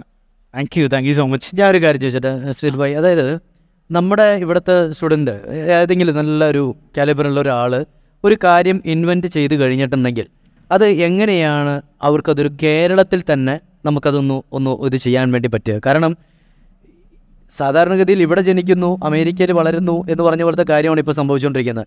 എന്താണ് കേരള സർക്കാരാണോ ആരാണ് അതിനു വേണ്ടി സപ്പോർട്ട് ചെയ്യേണ്ടത്? ഇപ്പോൾ സ്കിൽ ഡെവലപ്മെൻറ്റിൻ്റെ ഭാഗമായിട്ടാണെങ്കിൽ ട്രെയിനിങ്, കോച്ചിങ്, ഇത്തരത്തിലുള്ള കാര്യങ്ങളുണ്ട്. നേരെ മറിച്ച് ഒരു പുതിയ നോവൽ ആശയം വരുന്നു. ആ ആശയത്തിൻ്റെ ഇംപ്ലിമെൻറ്റേഷനുമായിട്ട് ബന്ധപ്പെട്ട് വരുന്ന സമയത്ത് ഏറ്റവും പ്രധാനപ്പെട്ട ചാലഞ്ച് ഇൻവെസ്റ്റ് ചെയ്യാൻ ആൾക്കാരാണ്. ഒരുപക്ഷെ ഇത് കേരളത്തിൻ്റെ മാത്രം ഒരു പ്രശ്നമാണെന്ന് ഞാൻ കരുതുന്നില്ല. ഇപ്പോൾ ഷാർക്ക് ടാങ്ക് പോലെയുള്ള TV പ്രോഗ്രാംസ് എന്തുകൊണ്ടാണ് ഹിറ്റാകുന്നത് എന്ന് വെച്ചാൽ ഇത് കേൾക്കാൻ ഒരിടം ഇപ്പോഴും കൃത്യമായിട്ടില്ലാത്തത് കൊണ്ടാണ്. അപ്പോൾ ഇൻവെസ്റ്റ് ചെയ്യാൻ താല്പര്യമുള്ള കുറേയധികം ആൾക്കാർ വരുന്നു. അവരുടെ അടുത്ത് നമ്മൾ ഈ ഐഡിയ പറയുന്നു, അവർ അതിലൊരു പൊട്ടൻഷ്യൽ ബിസിനസ് ഓപ്പർച്യൂണിറ്റി ഉണ്ട് എന്ന് തോന്നിയാൽ അവർ വേണ്ടുന്ന എല്ലാ ബാക്കിങ്ങും തരാം എന്ന് ചിന്തിക്കുകയാണ്. നേരെ മറിച്ച് സർക്കാരിനെ സംബന്ധിച്ചിടത്തോളം നമ്മൾ എപ്പോഴും എല്ലാ കാര്യത്തിനും ഗോ ടു പോയിന്റ് എന്ന് പറയുന്നത് ഗവൺമെൻറ്റാണ്. ഗവൺമെൻറ്റിനെ സംബന്ധിച്ചിടത്തോളം ഇപ്പോഴും ഒരാശയം ഉണ്ടായിക്കഴിഞ്ഞാൽ ആ ആശയം ഒരു വെൽ ഓഫായിട്ട് ഓൺ ഇറ്റ്സ് ഓൺ ഫീറ്റ് നിൽക്കാൻ പറ്റുന്ന രീതിയിലത്തേക്കുള്ള ഒരു സംരംഭമാക്കി മാറ്റുന്നതിനുള്ള ഒരു സിംഗിൾ വിൻഡോ സംവിധാനം നിലവിലില്ല. ഒരുപക്ഷെ ഓൺ പേപ്പർ അതുണ്ടായിരിക്കാം, പക്ഷേ പ്രാക്ടിക്കലി ഇല്ല. ഇപ്പോൾ IT തന്നെ നമുക്കറിയാവുന്നതുപോലെ സ്റ്റാർട്ടപ്സ് ഉണ്ട്, ഇഷ്ടംപോലെ സ്റ്റാർട്ടപ്സ് ഉണ്ട്. പക്ഷേ നമ്മുടെ നാട്ടിൽ സക്സസ്ഫുൾ ആകുന്ന വളരെ കുറച്ച് സ്റ്റാർട്ടപ്സിനെ മാത്രമേ നമ്മൾ കാണുന്നുള്ളൂ. വളരെ മേജർ ഇൻവെസ്റ്റ്മെൻ്റ് ഒക്കെ കിട്ടുന്ന, വളരെ വലിയ രീതിയിലത്തേക്ക് ഡൈവേഴ്സിഫൈ ചെയ്ത് പോകുന്ന, അല്ലെങ്കിൽ ഒരുപക്ഷെ അവരുടെ IP തന്നെ വിറ്റിട്ട് വലിയ റിച്ച് ആകുന്ന രീതിയിലുള്ള കുറച്ച് സ്റ്റോറീസ് കേൾക്കും. പക്ഷേ ഈ സ്റ്റോറീസ് എത്രയോ എണ്ണത്തിനിടയിൽ നിന്ന് ഹാൻഡ് പിക്ക് ചെയ്ത് വരുന്ന 1-2 കാര്യങ്ങളാണ്. അപ്പോൾ ഡയറക്റ്റ്ലി ഓൺ പേപ്പർ ഉണ്ടായിരിക്കാം, പക്ഷേ അങ്ങനെയില്ല. അപ്പം നമ്മുടെ നാട്ടിലുള്ള ആൾക്കാരെല്ലാം സംബന്ധിച്ചിടത്തോളം സീക്കേഴ്സാണ്. ഇത് എവിടെ കിട്ടും, എങ്ങനെ കിട്ടും എന്നുള്ളതാണ്. ഒരുപക്ഷെ നേരത്തെ ഇദ്ദേഹം ചോദിച്ച ഒരു ചോദ്യം ട്രിഗർ ചെയ്യുന്നതിൻ്റെ കാരണവും അത് തന്നെയാണ്. എനിക്ക് നല്ലൊരു ആശയമുണ്ട് എങ്കിൽ ഞാൻ താങ്കളോട് പറഞ്ഞാൽ, എന്ന് വെച്ചാൽ നമ്മൾ പൊട്ടൻഷ്യൽ ആയിട്ട് നമ്മൾ കാണുന്നതെല്ലാം ഫൈനാൻഷ്യലി ആർക്ക് നമുക്ക് സപ്പോർട്ട് തരാൻ പറ്റും എന്നുള്ളതാണ്. അപ്പോൾ അങ്ങനെ വെൽ ഓഫ് ആയിട്ടുള്ള ഒരാളിൻ്റെ അടുത്ത് ഞാൻ ഈ ഐഡിയ പ്രസൻറ്റ് ചെയ്താൽ, അവർക്ക് ഇഷ്ടപ്പെട്ടാൽ, അതിലൊരു ഓപ്പർച്യൂണിറ്റി ഉണ്ടെന്ന് അവർ കണ്ടാൽ, അവർ കൺവിൻസ്ഡ് ആയാൽ എനിക്ക് മുന്നോട്ട് പോകാം എന്ന രീതിയിലുള്ള ഒരു അവസ്ഥയുണ്ട്. അത് ഏറ്റവും വലിയ ദൗർഭാഗ്യകരമായിട്ടുള്ള ഒരു അവസ്ഥയാണെന്നുള്ളതാണ് എൻ്റെ അഭിപ്രായം. അതുപോലെ അതിലൊരു കാര്യം ആഡ് ചെയ്യാനുള്ളത്, ഇൻവെസ്റ്റ് ചെയ്യാൻ ഒരാളെ കിട്ടുന്നു എന്നുള്ളത് പോലെ ഇമ്പോർട്ടൻ്റ് ആണ് അതിൽ വർക്ക് ചെയ്യാൻ ആരെ കിട്ടുന്നു എന്നുള്ളത്. അപ്പോൾ ഇന്ത്യയിലെ ഏറ്റവും ടോപ്പ് ലിസ്റ്റഡ് കമ്പനീസ്, ഇപ്പോൾ റിലയൻസ് പോലുള്ള ഏറ്റവും വലിയ ലിസ്റ്റഡ് കമ്പനീസിൽ നോക്കിയാലും, ഏറ്റവും വലിയ യൂണിക്കോൺ സ്റ്റേറ്റസ് കിട്ടിയ സ്റ്റാർട്ടപ്പുകളിലേക്ക് നോക്കിയാലും, അവരുടെ ഒരു ബോർഡ് റൂമിലേക്കോ അവരുടെ ആ ടോപ്പ് CXOസിലേക്ക് നോക്കുകയാണെങ്കിൽ ഇന്ത്യയിലെ തന്നെ പല പല നാടുകളിലെ ഏറ്റവും ടോപ്പ് മൈൻഡ്സ് ഇരിക്കുന്നുണ്ടാകും. അല്ലെങ്കിൽ ഇന്ത്യയുടെ പുറത്തുനിന്ന് പോലും ഇന്ന് ഇന്ത്യൻ കമ്പനീസ് ഹയർ ചെയ്യുന്നുണ്ട്. അപ്പോൾ ഈ പല പല നാടുകളിലെ ടോപ്പ് മൈൻഡ്സ് വന്ന് കൊച്ചിയിലോ തിരുവനന്തപുരത്തോ ഇരുന്ന് വർക്ക് ചെയ്യാൻ റെഡിയാകുന്നില്ല എന്നുള്ളതും യാഥാർത്ഥ്യമാണ്. അപ്പോൾ പറഞ്ഞു വരുന്നത്, ഇപ്പോൾ ഒരു ഗ്ലോബലി ഒരു വലിയ കമ്പനി ബിൽഡ് ചെയ്യണമെങ്കിൽ ഇന്ന് നമുക്ക് സാൻ ഫ്രാൻസിസ്കോയിൽ പോകണം, ഇല്ലേ? അവിടെ സിലിക്കൺ വാലിയിൽ ഇരുന്നാൽ ജപ്പാനിലെയും ചൈനയിലെയും കൊറിയയിലെയും എല്ലാം ടോപ്പ് മൈൻഡ്സ് നമ്മുടെ മുറിയിൽ വന്ന് നമുക്ക് വേണ്ടി വർക്ക് ചെയ്യും. അപ്പോൾ അത്രയും ഗ്രേറ്റ് മൈൻഡ്സ് ഒരുമിച്ച് വർക്ക് ചെയ്യുമ്പോഴാണ് ഞാൻ വിശ്വസിക്കുന്നത് ഒരു വലിയ ഐഡിയയെ അത്രയും നല്ല രീതിയിൽ നമുക്ക് ഇംപ്ലിമെൻറ്റ് ചെയ്ത് ഓപ്പറേഷനലൈസ് ചെയ്യാൻ പറ്റുള്ളൂ. ഇനി നമ്മൾ ഇന്ത്യയുടെ സ്കെയിലിലേക്ക് വരികയാണെങ്കിൽ, അല്ലെങ്കിൽ കേരളത്തിൻ്റെ സ്കെയിലിൽ വരികയാണെങ്കിലും, ഒരു മലയാളി നേരത്തെ പറഞ്ഞ പോലെ ഒരു ഇൻവെൻഷനുമായി ഒരു നല്ലൊരു തോട്ടുമായി വരികയാണെങ്കിൽ, ഒരു ഇൻവെസ്റ്റർ കിട്ടിയാൽ പോലും അതിനെ ഓപ്പറേഷനലൈസ് ചെയ്ത് അതിനെ വിജയിപ്പിക്കണമെങ്കിൽ ഏറ്റവും ടോപ്പ് മൈൻഡ്സ് വേണമെങ്കിൽ അവർ കൊച്ചിയിൽ വന്ന് പല പല നാട്ടിലെ ആൾക്കാർ കൊച്ചിയിൽ വന്ന് ജീവിക്കാൻ തയ്യാറാകുന്ന ഒരു ദിവസം വരണം. എന്നാൽ മാത്രം ആ ഒരു മെട്രോ കൾച്ചറൽ, ഇപ്പോൾ ദുബായ് നമ്മൾ പറയുന്നത് ഒരു മെട്രോ കൾച്ചറൽ സിറ്റിയാണ്. ഇപ്പോൾ ബാംഗ്ലൂർ ആകാം, മുംബൈ ആകാം, ഡൽഹി ആകാം. അപ്പോൾ പല നാട്ടിലെ ആൾക്കാർ ടോപ്പ് മൈൻഡ്സ് ഒരുമിച്ച് വന്ന് ഒരു നാട്ടിൽ ജീവിക്കാൻ തയ്യാറാവുകയും അവരവിടെ കംഫർട്ടബിൾ ആവുകയും അങ്ങനെയാണ് ആ എക്കണോമി ബിൽഡ് ആവുന്നത്. അങ്ങനെ നല്ല സ്ഥാപനങ്ങൾ വരുന്നു. പിന്നെയും അപ്പോൾ ആ ടോപ്പ് മൈൻഡ്സ് ഉണ്ടാകുമ്പോൾ അവർ മെൻറ്റർ ചെയ്യുന്ന, അവർ ഗ്രൂം ചെയ്യുന്ന കുട്ടികൾ ഉണ്ടായി വരും, അവർ വളർന്നു വരും, അവർ കൂടുതൽ ചിന്തിക്കും. അപ്പോൾ ആ ഒരു ഇക്കോസിസ്റ്റമാണ് എനിക്ക് തോന്നുന്നത് ഒരു ചെറിയ തോതിലെങ്കിലും മിസ്സിംഗ് ആയിട്ടുള്ളത്. ടെക്നോ പാർക്കും ഇൻഫോ പാർക്കിനൊക്കെ ഒരു ചെറിയ തോതിൽ അത് സാധിക്കാൻ പറ്റുന്നുണ്ട്. Like they bringing in talent from outside. പക്ഷേ അത് കുറേയും കൂടെ ഒരു വലിയ തോതിൽ നടക്കുമ്പോഴാണ് എനിക്ക് തോന്നുന്ന ആ ഒരു പൊട്ടിത്തെറി, നമ്മൾ എക്സ്പെക്ട് ചെയ്യുന്ന ഒരു ബ്രേക്ക് ഔട്ട് ഉണ്ടാവുക, നമ്മളെ നാട് കുറേയും കൂടെ open to other cultures, metro culture ആകുമ്പോഴാണ് എനിക്ക് തോന്നുന്നു ആ ഒരു വലിയൊരു മാറ്റം വരിക. Thank you so much. So നമുക്ക് ടൈം കൺസ്ട്രെയിൻ ഉള്ളത് കൊണ്ട് ഈ ഒരു കോൺക്ലേസേഷൻ നമ്മളിവിടെ അവസാനിപ്പിക്കുകയാണ്. പക്ഷേ ഒരു കാര്യം പറയാതിരിക്കാതെ പോയാൽ, കാരണം MITയുടെ ഹിസ്റ്ററി തന്നെ ഇത് ആദ്യത്തെ ഇങ്ങനത്തെ ഒരു കോൺക്ലേവ് ആണ്. And I am very proud that I can be a part of that. And അതേപോലെ തന്നെ നിങ്ങൾക്ക് ഇന്ന് വീട്ടിലേക്ക് പോകുമ്പോഴേക്കും I hope that you all had something that നിങ്ങളുടെ ലൈഫിൽ എപ്പോഴും നിങ്ങൾക്ക് കൂടെ കൊണ്ടുപോകാൻ പറ്റുന്ന എന്തെങ്കിലും ഒരു ചെറിയ ഇൻഫർമേഷൻ എങ്കിലും കിട്ടിക്കാണും എന്ന് പ്രതീക്ഷിക്കുന്നു. And wish you all the very best for the team. കാരണം ഇമാതിരി ഒരു ഇവർ ഇത്രയും ഗംഭീരമായിട്ടാണ് നിങ്ങൾ കണ്ടക്ട് ചെയ്തത്. And thank you so much once again. Thank you കേട്ടോ, വളരെ സന്തോഷം. ഇന്ന് ഈ പറഞ്ഞതുപോലെ ഇവിടെ നിന്ന് ശ്രദ്ധിച്ചിരുന്ന ഒരുപാട് പേരുണ്ട്, ശ്രദ്ധിക്കാത്ത ഒരുപാട് പേരുണ്ട്. എല്ലാവരോടും റെസ്പെക്റ്റ് മാത്രമേ ഉള്ളൂ. പക്ഷേ ഇവിടെ ഇരിക്കുന്ന 1-2 പേർക്ക് വേണ്ടിയിട്ടാണ് ഈ കോൺക്ലേവ് ഇവിടെ നടത്തിയിട്ടുള്ളതെന്ന് ഞാൻ പൂർണ്ണമായിട്ടും വിശ്വസിക്കുന്നു. അത് ഭാവിയിൽ നിങ്ങൾക്കത് മനസ്സിലാവും. Thank you. Thank you, Sisu. Thank you everyone for being a source of inspiration and for sharing your life experience and making this conclave a success.